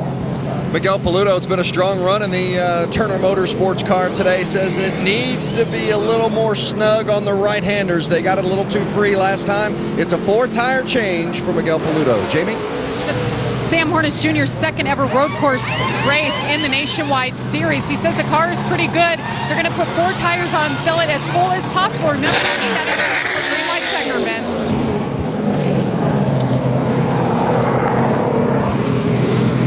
Interesting that the 22 of Villeneuve has pitted. Max Pappas has pitted as well. A couple of cars that have been very strong and up in front of the pack and have suffered some misfortune. I can promise you one thing. You want to see somebody coming through the pack in a hurry? We watch Jacques Villeneuve. He's going to be driving like a madman coming to that pack. Well, that was a good move to go ahead and make that stop. They wouldn't have done that had they kept their track position, but since they lost it all, Save as much as you can. might as well just try to go out there and get as much gas as you can. Hopefully, they're hoping again for those extra laps maybe at the end of the race. Remind you again that last year this race was the first and only in the green-white checker overtime era of NASCAR to use all 3 attempts at a green-white checker finish. Nobody would be surprised if it happened again today. Went 28 miles overtime last year. Yes, sir. The intensity builds. PK Jr. back out in front. Wrapping up the 4th caution in today's NASCAR Nationwide Series race at Road America. Kenny Hobble got the free pass onto the caution. Lead lap, there are 27 cars ready to go. 15 laps to the checkered flag. New leader, Nelson Piquet Jr. carrying the colors of his native Brazil. The green and yellow stripes on that 30 car. Left of your screen, Justin Allgaier, who had his heart broken here last year, is alongside him. 15 laps to go. That's a long way to go on a 4-mile racetrack. Green flag.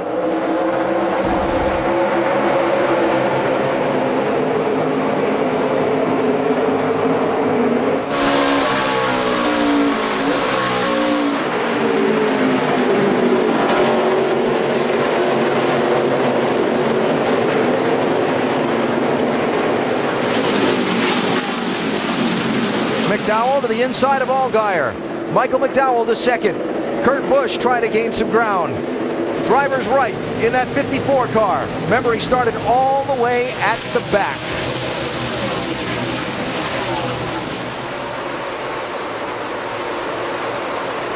Here comes Ron Fellows in the blue 5.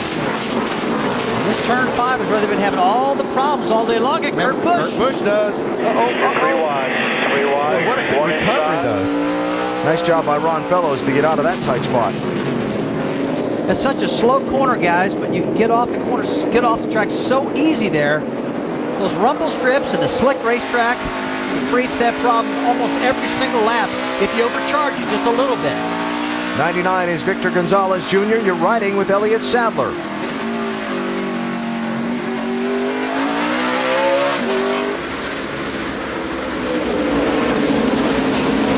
Elliott really got a good bite off that turn 8 to get in front of Colt Witt. Heading into that fast right-hander, the carousel we call it. Good move by Elliott to take that position.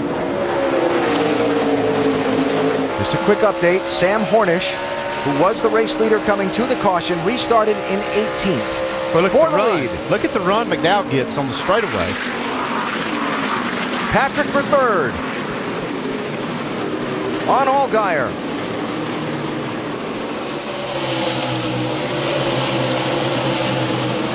Now, earlier in the race, we saw these two, 30 and 18, racing for the lead. Same situation. PK Jr. had it. McDowell wanted it. Eventually, McDonald got by him and left him.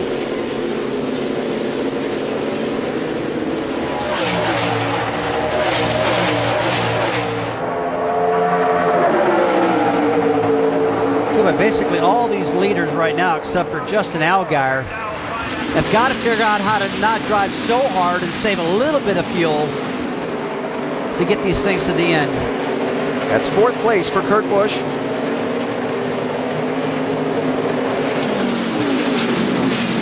Ron Fellows there. Fellows, yep. Inside of Allgaier. Allgaier's got a lot more laps on his tires than these cars around him also. He's probably going to make a pit stop in the next lap or two.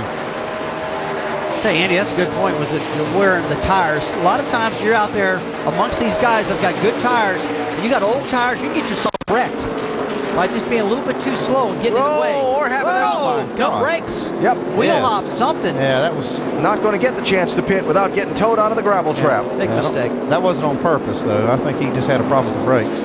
That was way early, him getting off course. Yellow flag. Looked a little bit like the 75 car we saw earlier that went flying off the course in turn 5. Which tires did it lock up? My front was locked up. is marred up. Yeah, gravel traps obviously there for safety to help slow the car when it gets in an out of control situation before collecting the barriers. Did its job, but at the same time it collected the car and held it there, and Justin Allgaier's going to need a tow out, and he'll be lucky to not lose a lap before they get him pulled out of there. But any other road course you would, this being 4 miles around, you might get out of there before the pace car brings the field around. Yeah, they're getting him hooked up pretty quick. I mean, let's take a look at the replay here and see what actually happened to Justin Allgaier getting down into turn 5. Just started locking. It looks like maybe the left front. Like he could have actually had maybe his foot on the throttle a little bit, carrying a little throttle in there. That's a big shot to the left front of that 54 car too.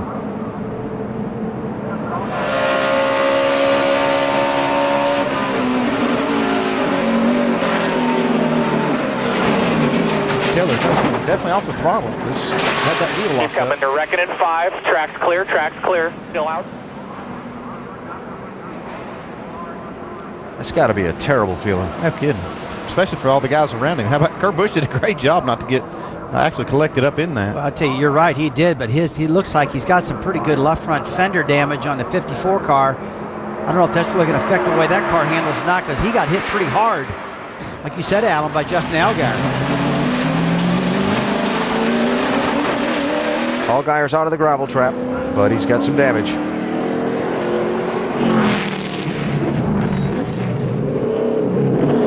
And hopefully, well, that's what we just saw was what I was about to say, Andy. Hopefully, doesn't spread a bunch of gravel around the track coming back around. Yeah, he's probably got just enough fuel to get back to pit road too. Looks like Kurt Busch is going to make a pit stop to fix that damage, Rustin.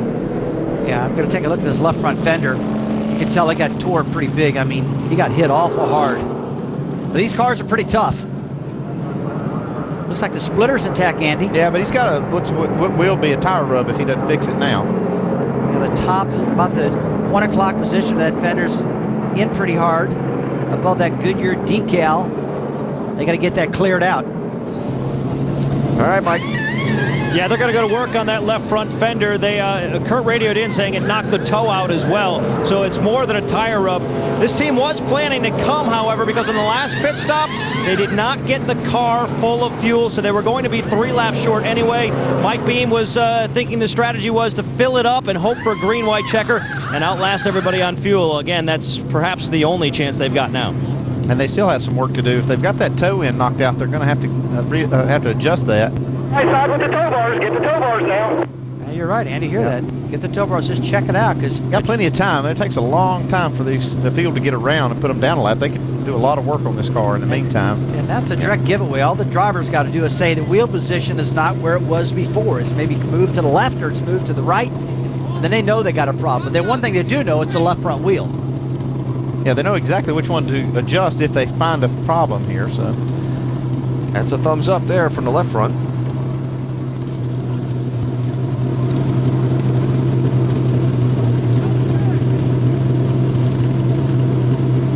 Good. Fuel. Get the fuel before he leaves.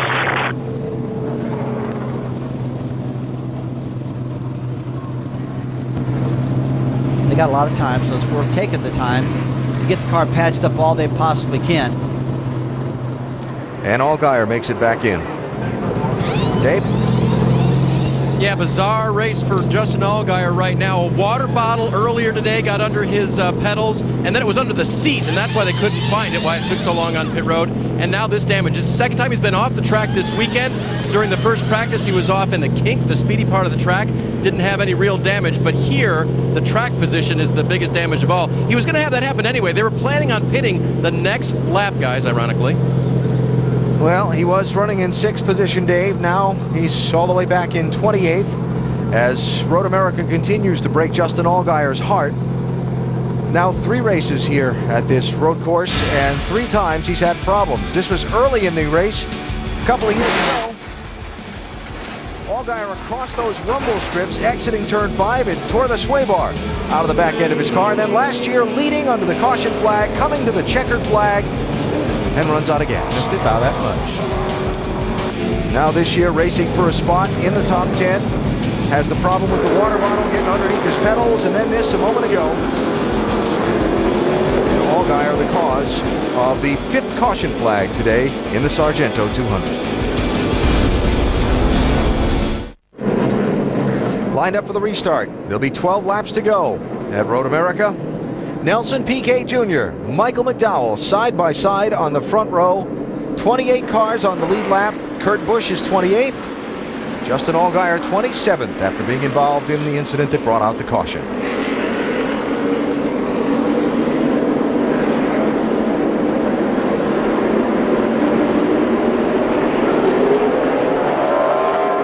Great.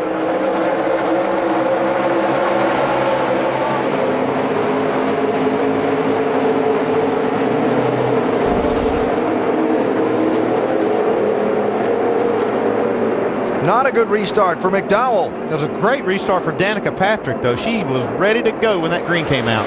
Up to second. Ron Fellows inside of McDowell for third.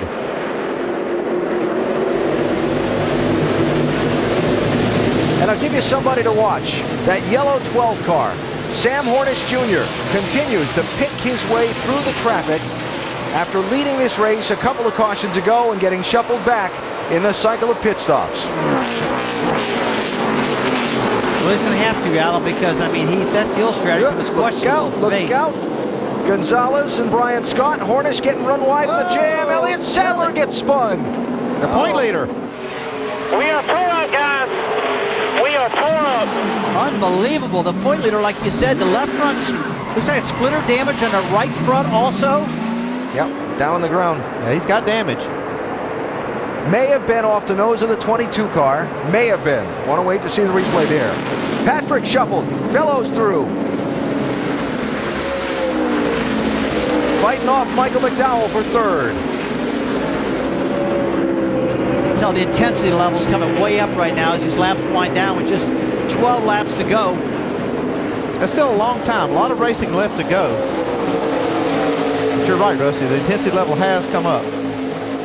What happened to Elliott Sadler in turn 5? Right side of the screen.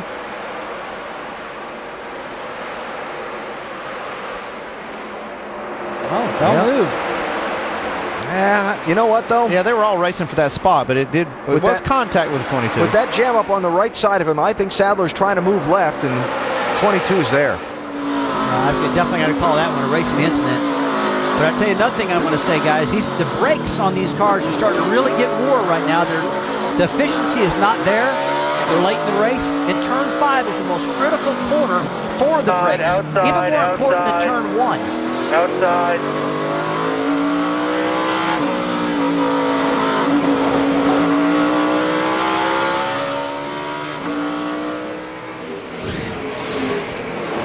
Yeah, hard to pin that one on Jacques. No, I mean, it was just hard racing, but everybody's going for that spot. Man, what's really bad on Elliott Sadler's, we're still green flag. Way behind right now with damage. This third place, you're on board Michael McDowell in 4th. He was 2nd on the restart. Now he's got ground to make up. Downhill turn 5. Bumper, stop bumper, still there, 18. A little bit loose, still there, right there with him. Got road behind him, clear by 5 behind him. So McDowell through. Alan, I'll tell you what, if this race is about to end right now, Austin Dillon just took over the point lead from Elliott Sadler by 1 point. Look at that. And Austin Dillon was reported to have a transmission problem earlier in the race, so he probably still has it. Here comes Max Pappas making a move on Danica. Or trying to. Yeah, Max is up in that 5th position right now.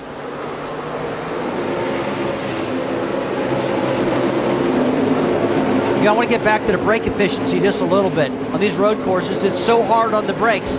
These drivers can't drive down the corner as deep as they used to with confidence, or else they'll get involved in that wheel hop, or lock up that left front tire like Justin Allgaier did, Andy. And as a driver, you start pushing that brake pedal down, it's like you're pushing on rubber. It's not hard, it doesn't stop, it just glides. It's terrible late in the race. They've used probably half of the pad that's there. The rotors get totally saturated with heat. Everything happens. These rotors, when they wear, they don't wear evenly too, so that you get some of that going on. So like you said, Rusty, you lose a fair percentage of braking power later in the race. And this is one of the toughest tracks. 4 brakes. See Max Pappas getting alongside Danica Patrick. Drag racer down this long front straightaway into turn 1 now. Attaboy, get it on in there. This is 4th place.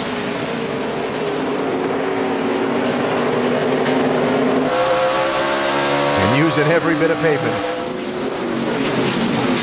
Just behind them, Brian Scott in the 11, running in 6th. Jacques Villeneuve running in 7th. Cole Witt, solid, steady day in 8th.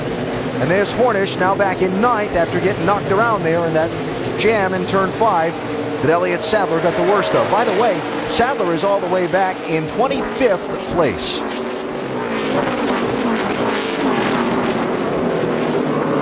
Whoa! Hang on!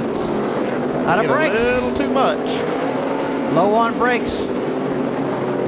Teammates now. This could get testy. This could get testy.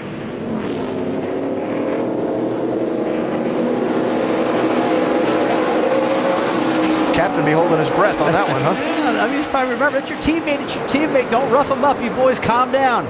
You men calm down. Roger Penske owning both of those cars.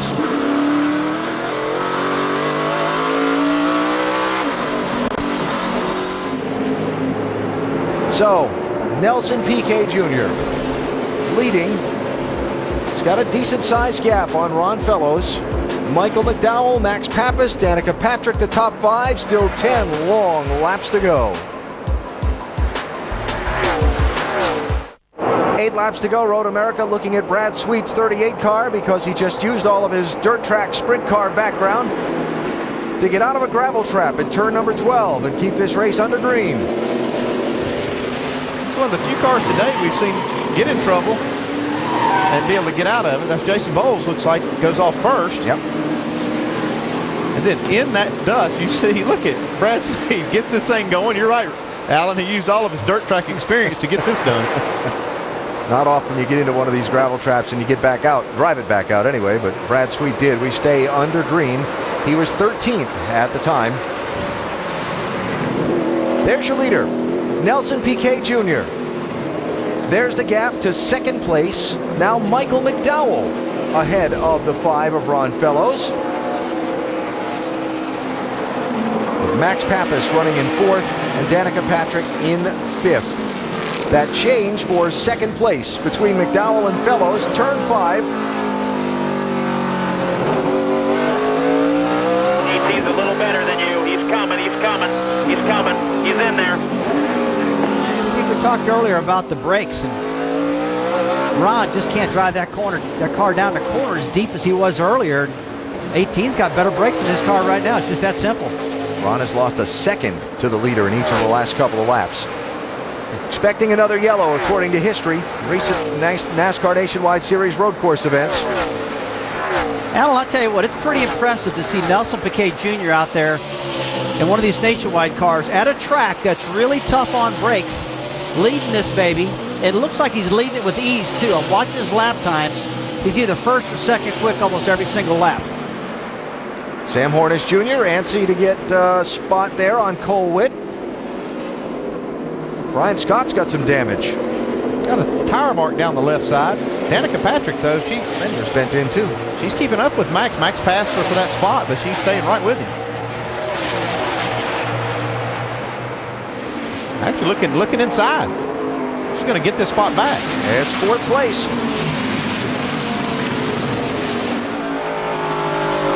Remember earlier in the race, she said she was saving brakes and saving fuel. It's paying off for her right now. You know, she's pretty Here disciplined. comes Jacques. Real disciplined young lady with her car. She takes care of her equipment. Cole Witt shuffled back 2 spots in this lap. Hornish and Villeneuve getting by him.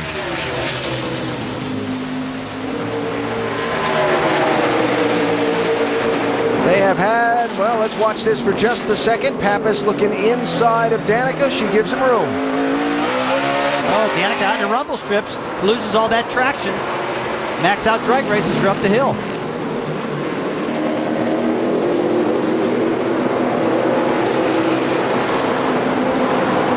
So Pappas back to 4th place. It's a good battle for 4th. Brian Scott's going to get involved here. See how much that left front? Yeah, he's got a lot of damage down that left side. Caved in behind the wheel.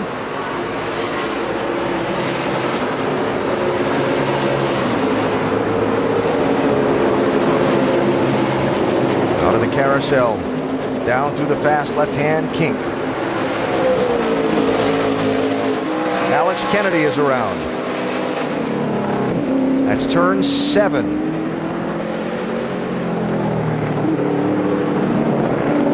That's a tough spot.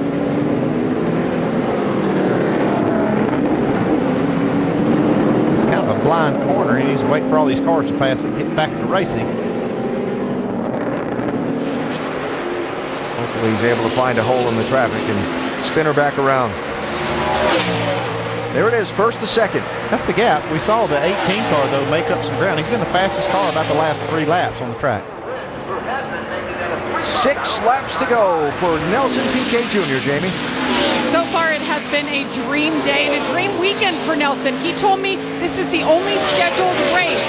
He's looking forward to perhaps doing Watkins Glen and Bristol and wants to be here full-time next year, but he said it had a lot to do with his performance today, and I think he's saying a lot. Right now, though, they are saving fuel. They have enough to make it to the end, but not for a green-white checker. Vince? Well, and the team is telling Michael McDowell, you are indeed faster than the leader. Continue to hit your marks. Don't overdrive the car. Continually updating on his lap times and how they are in relation to the leading car. So far, McDowell pushing the leader. Mike? Talking to Ron Fellows at the beginning of the weekend, asking him what was on his mind, he said, I'm tired of finishing 2nd here. That's been the case the past couple of years. He also told me the one thing he learned a year ago is to save his tires for the end. He needs forward grip. That's what he's been doing over the last several laps. He wants to have something if this comes down to a final restart, Dave. And Max Pappas, on this restart, he was 11th all the way up to the 4th position. The restart before that, 24th. He's driven the car very hard. That may account for the fact that he cannot outbrake the 7 car, but he's really made a comeback from earlier problems. Mike? Dave, we talked about the story about Danica getting a lack of respect. That's what Tony Eury Jr. had said a week ago. Well, Tony Eury opened up a little bit about that this week, saying, look, drivers tend to use her up. They lean on her. They know that she's not going to fight back.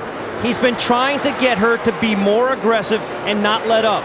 It seems as though that talk has paid off today. She has not given up an inch of ground on this racetrack now. Running in 5th position.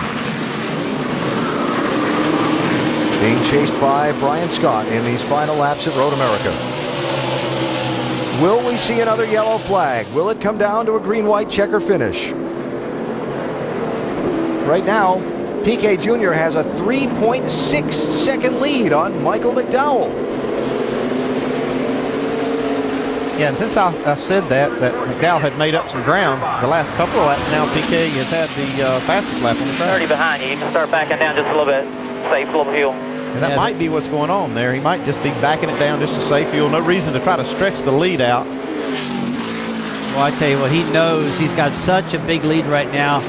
Victory is right in front of him, and he can do just what he wants to save that field. He can short shift instead of going from 2nd to 3rd. On a shift, he can go from 2nd to 4th. He can get out of the throttle a little bit early. Everything he possibly can to save fuel, and you heard his crew chief saying that. I used to hear you say that, believe it or not. Some of those old radio transmissions I listen to, you tell Earnhardt, hey, slow down, save some gas. That's hard to get him to do that. Did it somehow. We saw Ron Fellows get passed by Michael McDowell for 2nd a little bit ago and might have a little better idea now of what was going on. Having trouble getting into 3rd here. Copy. Nice and easy. Nice and easy. Don't rush the shift. Ron said he was having trouble getting into 3rd gear.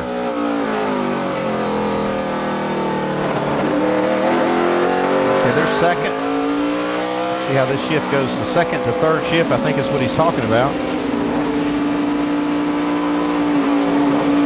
He carries second gear all the way through the carousel. That's in there that time.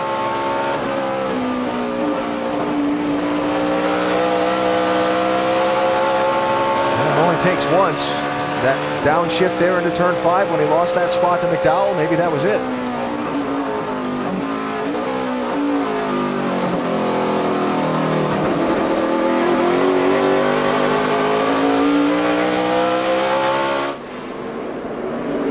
So Fellows 6.7 seconds behind PK Jr. and well behind McDowell running in second also.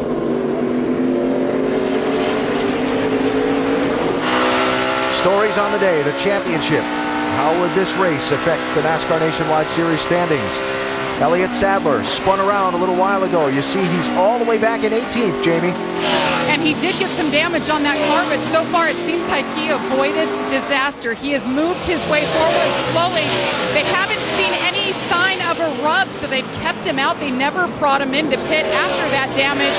And now he still leads the points by 6 over his teammate Austin Dillon, who's 2 positions back. And for that, we go to Dave. Jamie, the goal was clear for Austin Dillon. Just run a clean race today. They practiced at Virginia International Raceway, Kershaw, South Carolina, to try to get him ready for all this, and then the transmission problems. Third gear has not been there since early in the race. His admonition from crew chief Danny Stockman, that's what we've been given. We just have to try to make it around to the end. The one really good thing was they didn't have to pit again for fuel, because missing that third gear, he's getting excellent fuel mileage. Ricky Stenhouse Jr. running in 11th position right now, having had a clean race thus far. Yeah, that's what he needed. We talked about that in the pre-race, that what he needed was just if he got a top 10 or even top 15 finish, it'd probably be a good move for him. And with the troubles with Elliott Sadler, he could actually gain some points here.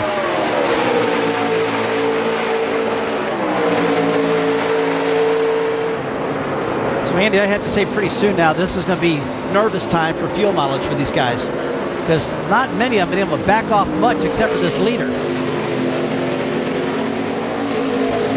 Had 4 caution laps since they made that pit stop.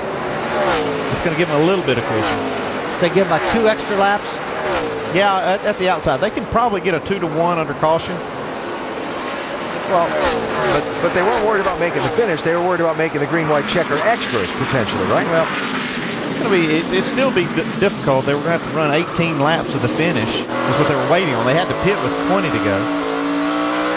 They've kind of gotten that back. I'm sure they were gambling on hope, or at least hoping to have some more caution laps. And there's still a chance for it. 4 laps, still a long way to race around here. Yes.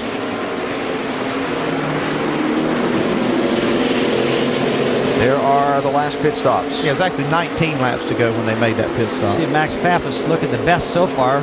Got 3 more laps of fuel in his tank than the rest of them. And this the race involving Pappas and Patrick and Brian Scott and Cornish and Villeneuve. 4th place on back. It looks like Max might be holding this group up a little bit. You see all of those cars kind of bunch up.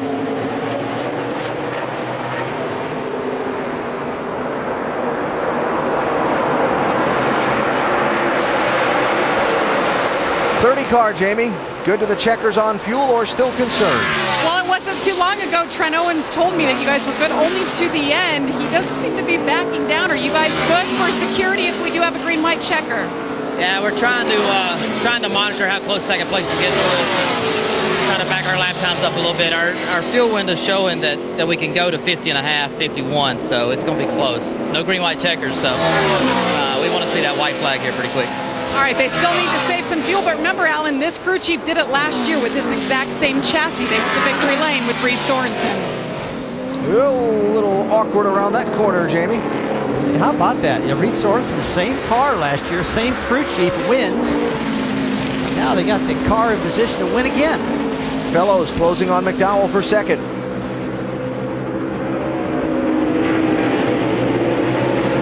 Now, I guess one thing I would remind you is Reed Sorensen had a pretty good race last year. The fuel mileage worked out for him, but Nelson Piquet Jr. has been flat flying in his car all day long, grabbing the pole, dominating this portion of these races. He's led the most laps of anybody today, 16. Got one car that is slow on the course. Right there, 26 car. John Young being asked by NASCAR to pull off the course at some of the turnouts. Let's have to see if he listens and to it or keep not. from causing a caution. Can you pull off on the cutoff down between 3 and 5? I'm trying to make it there. I'm coasting down the hill. I think I can get it. Wow. Yeah, he's one of the cars that pitted at lap 31. Oh, this could really change everything. If he brings this caution out, this could be a real mess if this happens. This could be Nelson Piquet Jr.'s worst nightmare. If there's going to be a caution, it's going to have to happen soon, because when the leader comes back, the white flag is going to wave. Down in turn 1, that fight for 4th is heating up as Piquet Jr. winds his way around ahead of it. Yeah, they got to get the white flag right now. You're exactly right. You know the crew chiefs are telling them. Looks like he pulled off a little bit right there. Now he's going to make it. We're going to stay under green, or if there's a caution, it won't be for him. Second place, McDowell. Fellows, 18 and 5.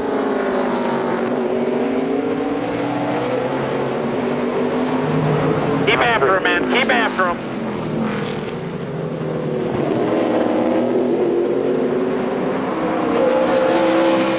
As it gets physical in that race for 4th, Patrick and Pappas trading some sheet metal. Brian Scott and Villeneuve closing in. Patrick's all over the back of Max Pappas. She's getting mad at him. Those guys and ladies are roughing each other up on that one. Brian Scott looking inside. Andy, I'll go back to your statement earlier. As bunched up as this group is, obviously Max is not the fastest car of them. Brian Scott going to get shuffled. Well, Max is definitely holding up Danica that right now, that's for sure. She's doing a good job showing patience instead of just taking them out. But that rough turn 5 is coming up, I've talked about. Well, in this position, you don't want to give away a good finish by doing something that's not smart. Yeah, this by getting mad. That's it. But she tried But she here. wants this spot. No. Right now, I think a good offense would be their best defense, because if you look back behind, you got Jacques Villeneuve back there wanting her spot. Now remember, this is 4th place on back. Front 3 ahead of them are coming to the white flag. There'll be no green-white checker this year. Final lap is underway at Road America. Easy, easy, easy. Nelson Piquet Jr. One thing he has to worry about right now is if he has enough fuel, all he has to do is just maintain this gap. Don't wheel hop it. He's got plenty of lead. He's got almost 3.5 seconds. Oh, Danica There goes past Patrick. Max. Patrick Gets the is through spot. Pappas. Max isn't done there yet, it doesn't look like. Okay, he might have forced a mistake there. Danica's offline. Pappas and Villeneuve coming back while we watch Piquet Jr. through the tricky turn number 5. Oh boy, I smell disaster here. Look out! Wow. Oh, he takes her Oh, out. come on. Unbelievable. Into the gravel trap. Unbelievable. That's it. Villeneuve. Michael Annette also down there. There you go. Keep it going. She's going to get out of the gravel trap. Last bit of the race. Villeneuve sails down in there. 22 just booted us out of the way there and passed on. All right. Well, here's Nelson Piquet Jr. winding his way down toward the backside of the course. Through that tricky kink and headed down for the final time toward Canada Corner. Alec, you could just tell something was going to happen in turn 5. They got so tight. But what about this guy right here, Nelson Piquet Jr.? Ron Fellows not going to be able to do anything with McDowell for second right there, although he took a look. Third start in a NASCAR Nationwide Series car for Nelson Piquet Jr., the son of the former Formula One champion. making a transition from his own Formula One career to NASCAR racing. Comes over from NASCAR's Camping World Truck Series and is going to be the first one to the checkered flag at Road America. Nelson Piquet Jr. wins in Wisconsin. Second place, McDowell holds off on Fellows. Great job, hell yeah. Great job, Nelson. And the fight for fourth place. Pappas will get fourth. Hornish will get fifth. Villeneuve will get sixth. Much. Thank you.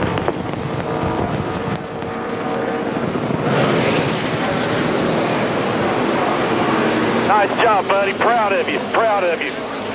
There have been 2 first-time winners in the NASCAR Nationwide Series this season. They've both driven car number 30 for Turner Motorsports to victory lane.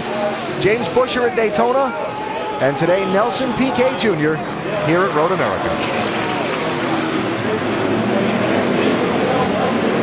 Another win for Trent Owens, Jamie. And the Brazilian flags are flying behind us. Trent Owens does it again, second year in a row. His first time racing here, only third nationwide start. What did it take for you guys to get the car and him this good? Well, we did a test and we knew how great a road racer he was, but I never realized he was that good. He's probably the best I've ever worked for. So, man, this is an awesome win.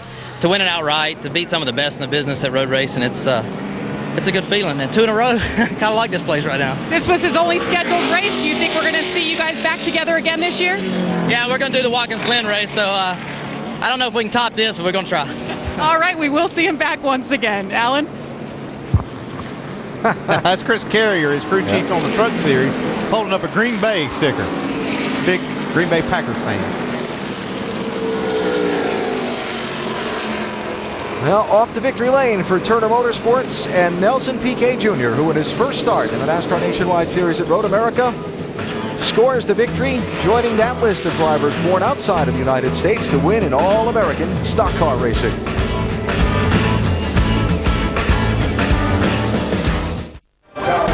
Not only did he win the race, he did a burnout in spectacular fashion a moment ago along the front stretch here at Road America. Nelson Piquet Jr. lighting him up, celebrating his first NASCAR Nationwide Series win.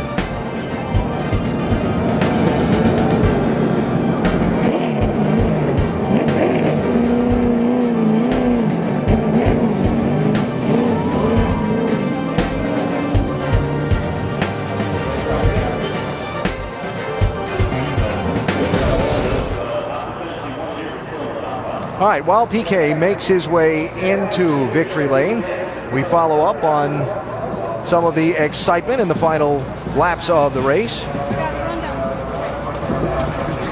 Danica Patrick showing in 12th position after this race for 4th spot. Went a little wrong in turn 5. She made the pass on Max Pappas in the 33. And right here, she gets punted by the 22. I don't know what else to say about that one. Looks like he just got into real hot and just took her out. I know that's a tough corner. Real hot. Yep. Out there, Yeah, still there it out was. there, still out there. Well, he wheel hopped it, Andy. Yeah, he still punted her. Still punted her. Wheel hopped down there. He got so hot he wheel hopped it. Couldn't control his car. Drove through her. Tony Urick Jr., Danica's crew chief afterwards.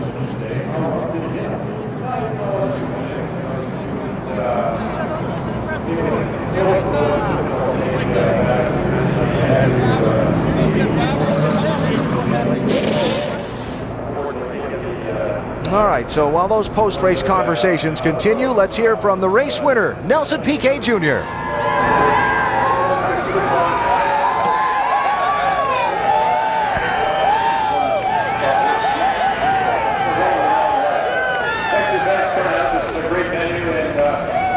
Nelson Piquet taking a bath in the victory celebration, wrapping himself in the Brazilian flag.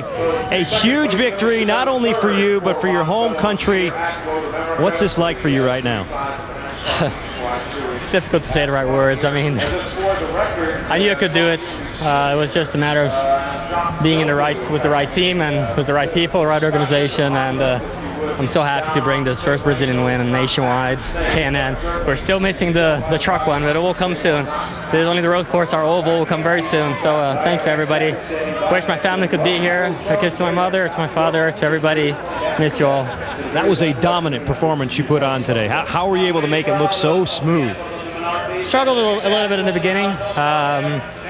And obviously when I got some clean air after, I just took control, opened a little gap in the last restart and just maintained it, and the car was great. Just had to be careful not to do any silly mistakes and just kept it up clean. The car is great, the team is great, I have nothing to complain. Congratulations on a huge victory for you. Thank you. Nelson Piquet in victory lane is first in the Nationwide Series, Alan. Celebrating proudly for his home country and himself. And I think it's about to get a little bit soggy down there. I think our camera got a little of that. Got a lot soggy, I believe. Hey, congratulations to the whole Turner Motorsports organization too, right? Another win for them. Terrific job. Made the decision to enter this driver in this car in this race. Yeah, great job. Trent Owens, the crew chief, he always does a fantastic job. So, more follow-ups now from pit lane. In the aftermath of the race, the accident or the incident, competing for fourth spot down into turn number 5. Curious how much maybe dirt picked up on those left side tires might have contributed to the wheel hop we saw. Still punter.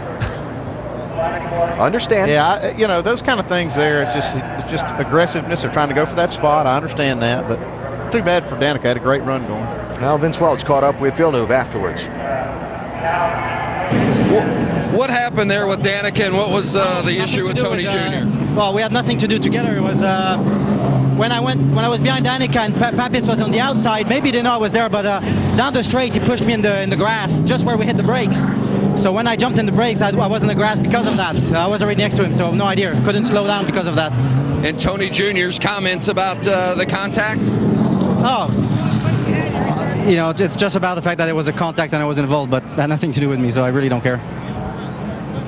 All right, so that Jacques Villeneuve's thoughts a minute ago.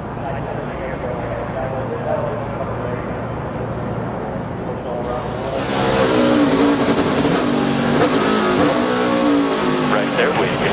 They're right there with you, 22 here on the bottom. Hold on, hold the breath. Well, Danica came back to finish 12th, Jamie. Well, Jacques Villeneuve, I know Danica couldn't hear that, but he said that had nothing to do with me, so I really don't care. Danica, what's your perspective on that last lap? I just saw it right there on the screen for the first time, and look, I'm going to start off with a positive. I ran top 5 all day. I took the lead for a brief moment until I learned my lesson down into turn 5 when you try and get a little bit more out of the brake zone.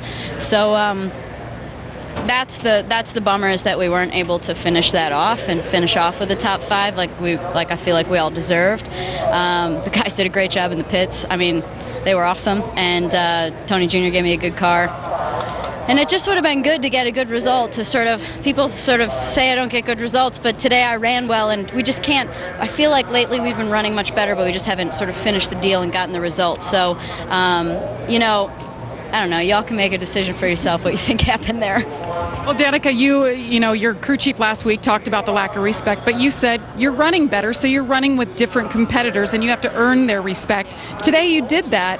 How did you feel for most of the race until the end? Obviously, they were racing against you and you against them. Yeah, I felt like it was pretty decent. I felt like everybody kept their nose pretty clean. I feel like there at the end with Max, I passed him a couple of times, and we'd just get down into 5 every single time, and he would just kind of dive bomb it and move me out of the way a little bit, and I felt like, man, we just never have a chance to get away from the group behind us to race it out. And I mean, I felt like I was faster than him, and it would have been nice to just run that out for a lap or two and see where we ended up and fight it out at the end. But you know, when you lose a bunch of time down in 5 while you're shaking it out and trying to figure out who's ahead of who, you know, the group behind you catches you. So I felt like you know, typical of road course racing and stock cars. You know, when it gets to the end, you got bumpers, and you get a little excited to use them and make your way towards the front. But I had fun today. I just wish I could have got a top 5. That would have been nice. Well, Tony Eury Jr. wanted you to use more of that bumper, and today she did. It's a day to be proud of for Danica Patrick. She brings it home 12th.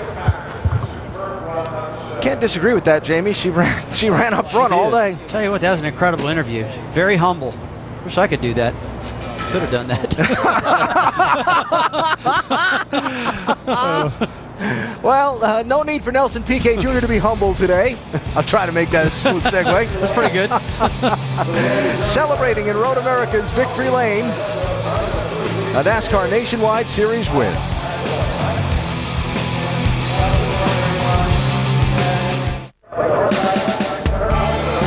NASCAR Nationwide Series at Road America is brought to you by Peak Performance Electronics. Inside, outside, all around your car. When you peak, you win. And Red Lobster. It's back. Red Lobster's 4-course seafood feast. Get soup, salad, biscuits, entree, and dessert for only $14.99. A lot more people to hear from here at Road America after Nelson Piquet Jr.'s victory today.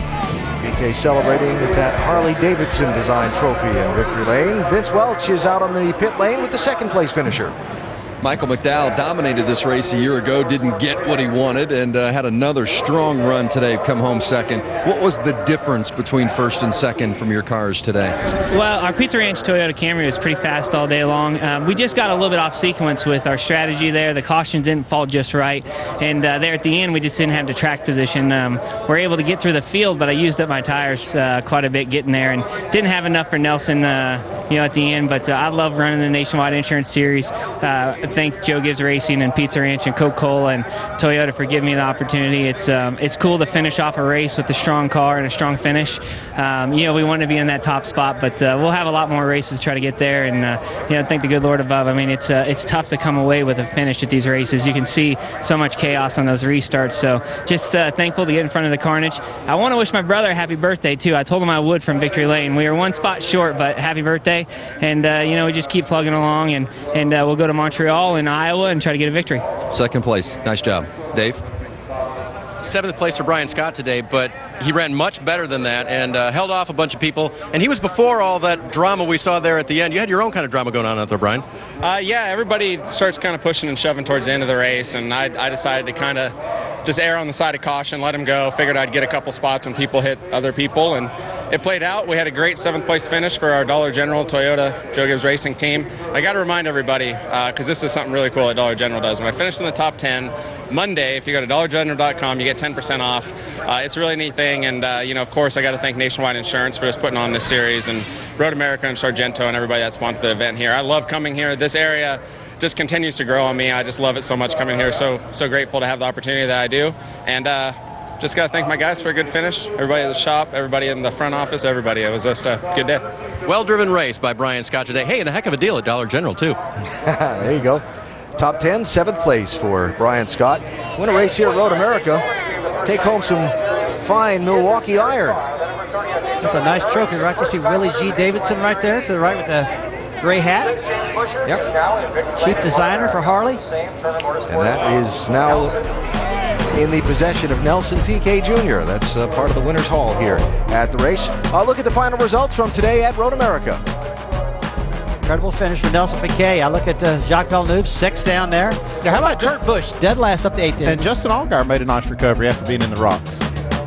Lots more people to talk to as we continue our post-race coverage from Elkhart Lake, Wisconsin. Don't go away.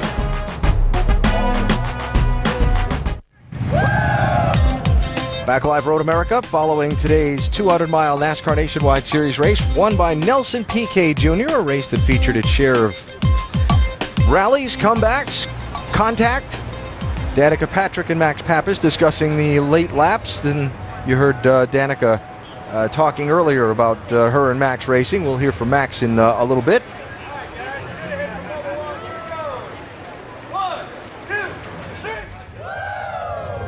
Well, these two really had a good race all day long, didn't they? Yeah. Clunk, they were so aggressive throughout the day, and they're all happy now. I don't know. They're not mad at each other, so that's okay.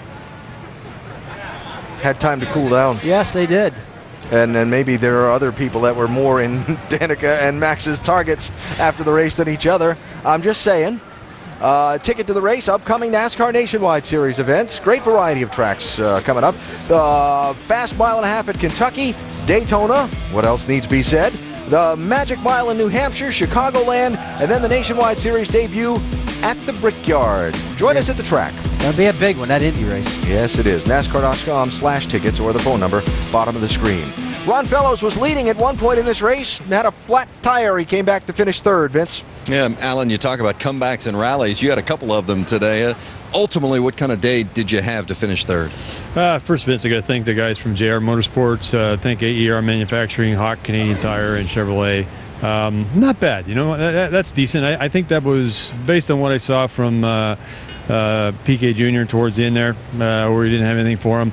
I thought maybe we'd get second, and it was really kind of a cat and mouse game with Mike McDowell on saving tires and trying to keep forward traction. But all in all, this is it's great fun. Love racing in this track, and to be in a car with owned by Dale Jr. and Rick Hendrick, this is still good fun and keeps us young. And I know it was a family affair for you today too. Your son spotted for you today, oddly enough, in Canadian Corner, which is very fitting for you, Canadian.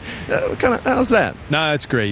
He's an emotional guy, so he's a great cheerleader. And Sam was, as you say, down in the Canada Corner. This is the second or third year he's been doing that. And we had Dan Binks, my crew chief from the Corvette team. He was doing the infield, and Pop's on the pit box. It's great fun. You got to love it. Yeah, well done. Thank you. Ron Fellows, third place today. Jamie?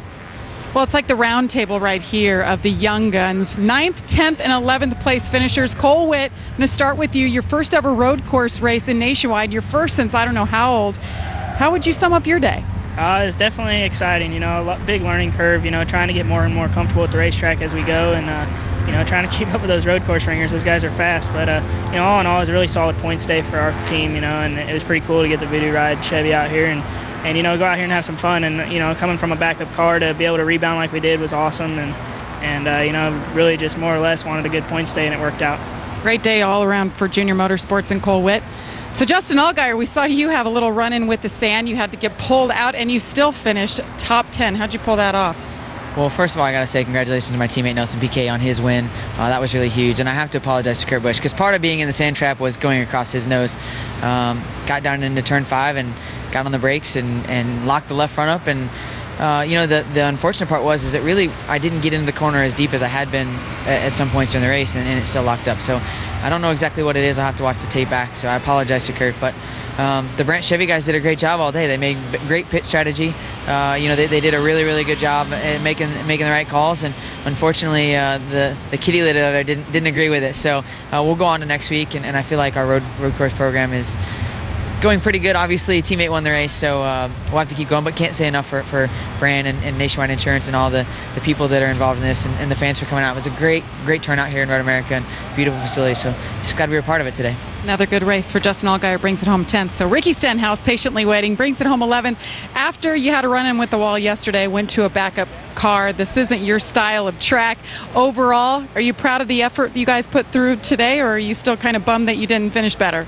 I think we need to go to dirt races instead of these. I think I would fare a lot better, but talking with Jamie Allison from Ford Racing, I think we're going to do a lot more testing here between now and the next 2 road courses. Ford's done an awesome job at building this team, and Mike Kelly and the guys brought a brand new backup car, so we were good to go when we brought it out of the trailer. The Ford EcoBoost Mustang was kept it on the racetrack all day, and that was the goal. We gained a few points, but just got to thank all the guys working on these cars back at the shop, all the fans for coming out here. They were everywhere today, so it was a lot of fun. Got to thank Nationwide Insurance. Just wish we could get a little better at this. So hopefully by the time we get to Watkins Glen, Montreal, I'll be a little bit better instead of wishing for dirt races. Ricky Stenhouse Jr. maintains 3rd position in the points. Let's go back to Vince. 4th place run for Max Pappas today, and considering you had a pit lane penalty in the earlier stages of the race, had to go to the back, that's a pretty strong run. Really proud of the effort of the Menard Chevy. We went from 24th to 4th. Can't ask for more. We just wore out all the equipment, and hats off to the winner. And it was just a great show for me. Had a lot of fun battling with Danica. unfortunately, she got the short end of the stick down in turn 5. But You had a good view of that. What did you see of that contact? You know, Jacques came in. She already had a little bit of wheel hop, and Jacques came in really hot. Wheel hopped it all the way. So I say thank you very much. I moved, and he hit her, and that was it. You know, but you know, we were battling really hard, and this was just a race accident. I know people are gonna be on top of Jacques, but you know, I mean that was just racing. And if you guys have not done yet, change to Nationwide Insurance is good. Nice run today. Thank you.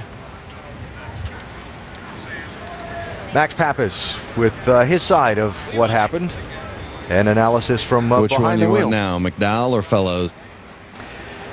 So it is Nelson Piquet Jr. celebrating a win here at Road America. We will talk with more of the finishers in today's race, including Austin Dillon. Maybe a word with Elliott Sadler, see if we could track him down. And Sam Hornish Jr. to join us as we continue from Wisconsin.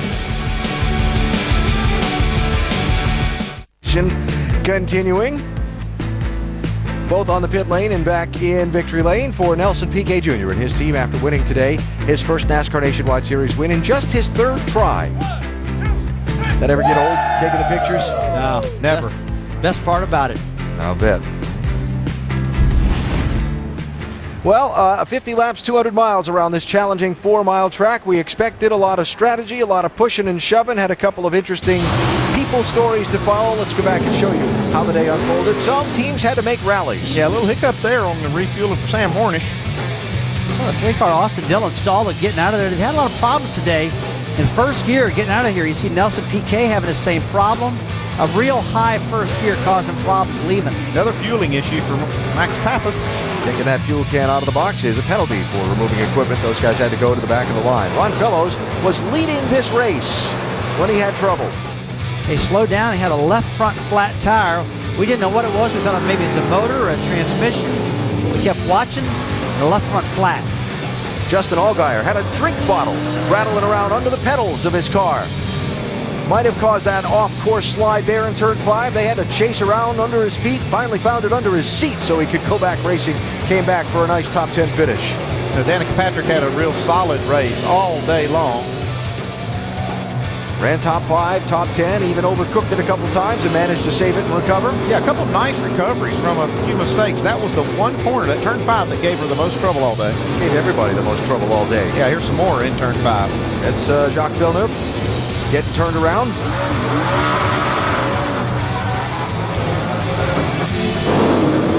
He would not be the only one to find trouble there. There's Elliott Sadler, championship leader starting today. Tough problem for Elliott. I mean, he just gets taken out there into the wall, messes up the right front corner, the splitter, really alters the handling of his car. Still came back to finish 15th. Now down to the final laps. The race for 4th place into that same turn 5. Hey, turn 5 was the story all day long. Danica made a great pass on Max Pappas to get to the corner. And then Villeneuve overdrove his car into the corner, got to the back of him. All that going on well behind Nelson Piquet Jr., who led the most laps today, 19 of the 50 circuits, and scored a huge victory for he and the Turner Motorsports team. Big win here at Road America today for Piquet. Nationwide Series Championship, one of the stories of the day. Sadler came back to finish 15th. Austin Dillon 18th. Ricky Stenhouse Jr. 11th. You see the points picture as we head on to Kentucky Speedway next Friday night. And I thought it was going to be a lot worse for Austin Dillon when he lost third gear today, but hey, he kind of held in there. And a real nice recovery for Elliott Sadler and the Richard Childress team, Mike.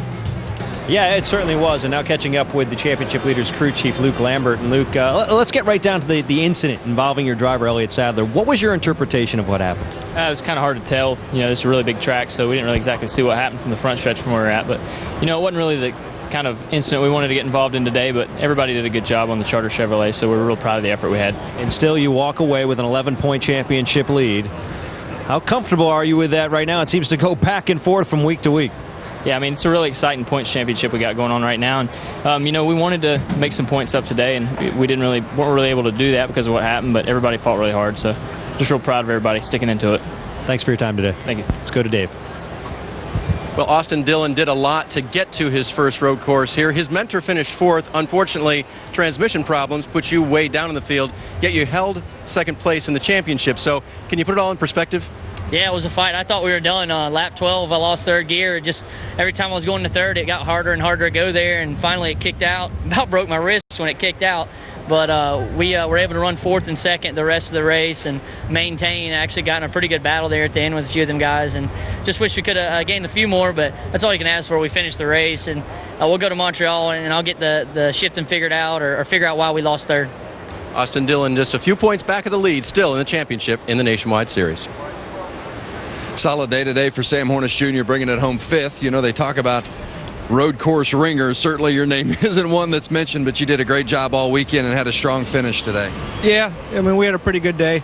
The Alliance Truck Parts Dodge Challenger was good. We had to play the point strategy. We weren't able to take advantage of some of the things that the other guys were. We had to stay out there a little bit longer and come in a little bit closer to the end, and just didn't really have the opportunity to go for a win like we wanted to. The big thing that we had to do today was make sure that we stayed on the island. We did that, and real thankful to be up here at Road America. This is one of my favorite places to come to, even though I only get to come here about once every 15 years.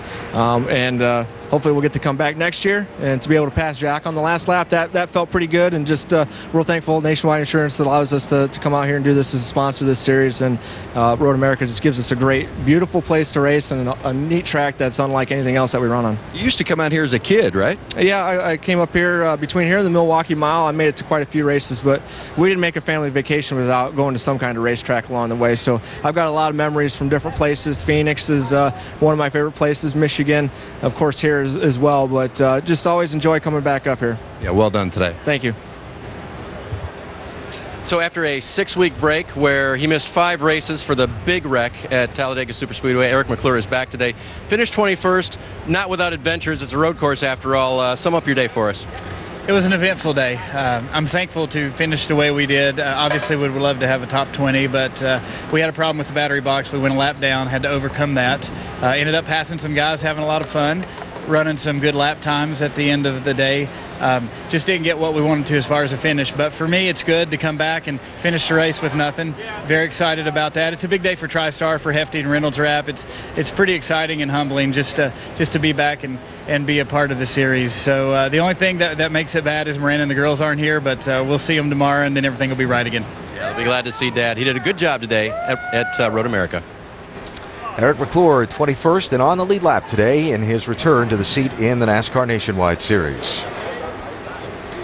Well, Nelson Piquet Jr. scoring a huge win for he and his team. That'll be headline 1 for the day. And headline 2 will be the last lap scramble between a couple of pretty big names. Danica Patrick, Max Papis, and Jacques Villeneuve down in turn 5. I'll tell you, that was just all crazy getting down to the turn 5. We saw the 22 of Villeneuve get out in the grass. You see Max wheel hopping, Jacques Villeneuve hopping, Danica going out in the grass. You could tell that turn 5 was just going to be a tough turn. Let's take another look at this. This was a great battle between all 4 of these cars. Sam Hornish had just gotten into this, and it's just a shame to see it end like it did, because Danica had such a great run, solid run all day. And we saw Tony Eury Jr. a little, well, just having a conversation with Jacques Villeneuve, we'll call it. Vince caught up with Eury Jr. a little bit ago. We saw the contact with Jacques and Danica, and then the conversation between you and Jacques. What was the message you were delivering? Oh, I mean, every time he comes over here and races, he pretty much has a car that looks like that. He's got a perfectly good winning car, but he just can't finish it because he's not a good thinker. So I just expressed my displeasure and what happened there, and just told him, if you're going to be a great race car driver, then start driving one like one, and let's perform like one. Every time he comes here, he's either taking out Max or he's taking out Danica. So it's just a matter of courtesy and respect in the Nationwide Series, and I just kind of let him know. Danica proved some things today, let a lot of people know with her performance. What was your assessment of it? Oh, she's done great. I mean, we had that kind of performance at Montreal last year, and the team let her down, and today the team gave her what she needed, and she was running right there in the top 5 all day. Pretty proud of her and Ron, and even Cole done pretty good. He ran top 10 all day. So Junior Motorsports, it was a great day. Thanks, Tony. Thank you, bud. All right, so wrapping up the day at Road America for the NASCAR Nationwide Series now, and looking ahead to the next race that is next Friday. at 7 o'clock Eastern at Kentucky Motor Speedway. Joey Logano, the only repeat winner there in the NASCAR Nationwide Series. And boy, has he been hot this season. Oh, he's been red hot. He's going to be hard to beat there. Sure, a lot of them be gunning for him, though. Tell you what, this was a beautiful racetrack we raced at here this weekend. Beautiful surroundings. Everybody was kind. And had a pretty clean race in comparison if you look at last year's race. Much better this year.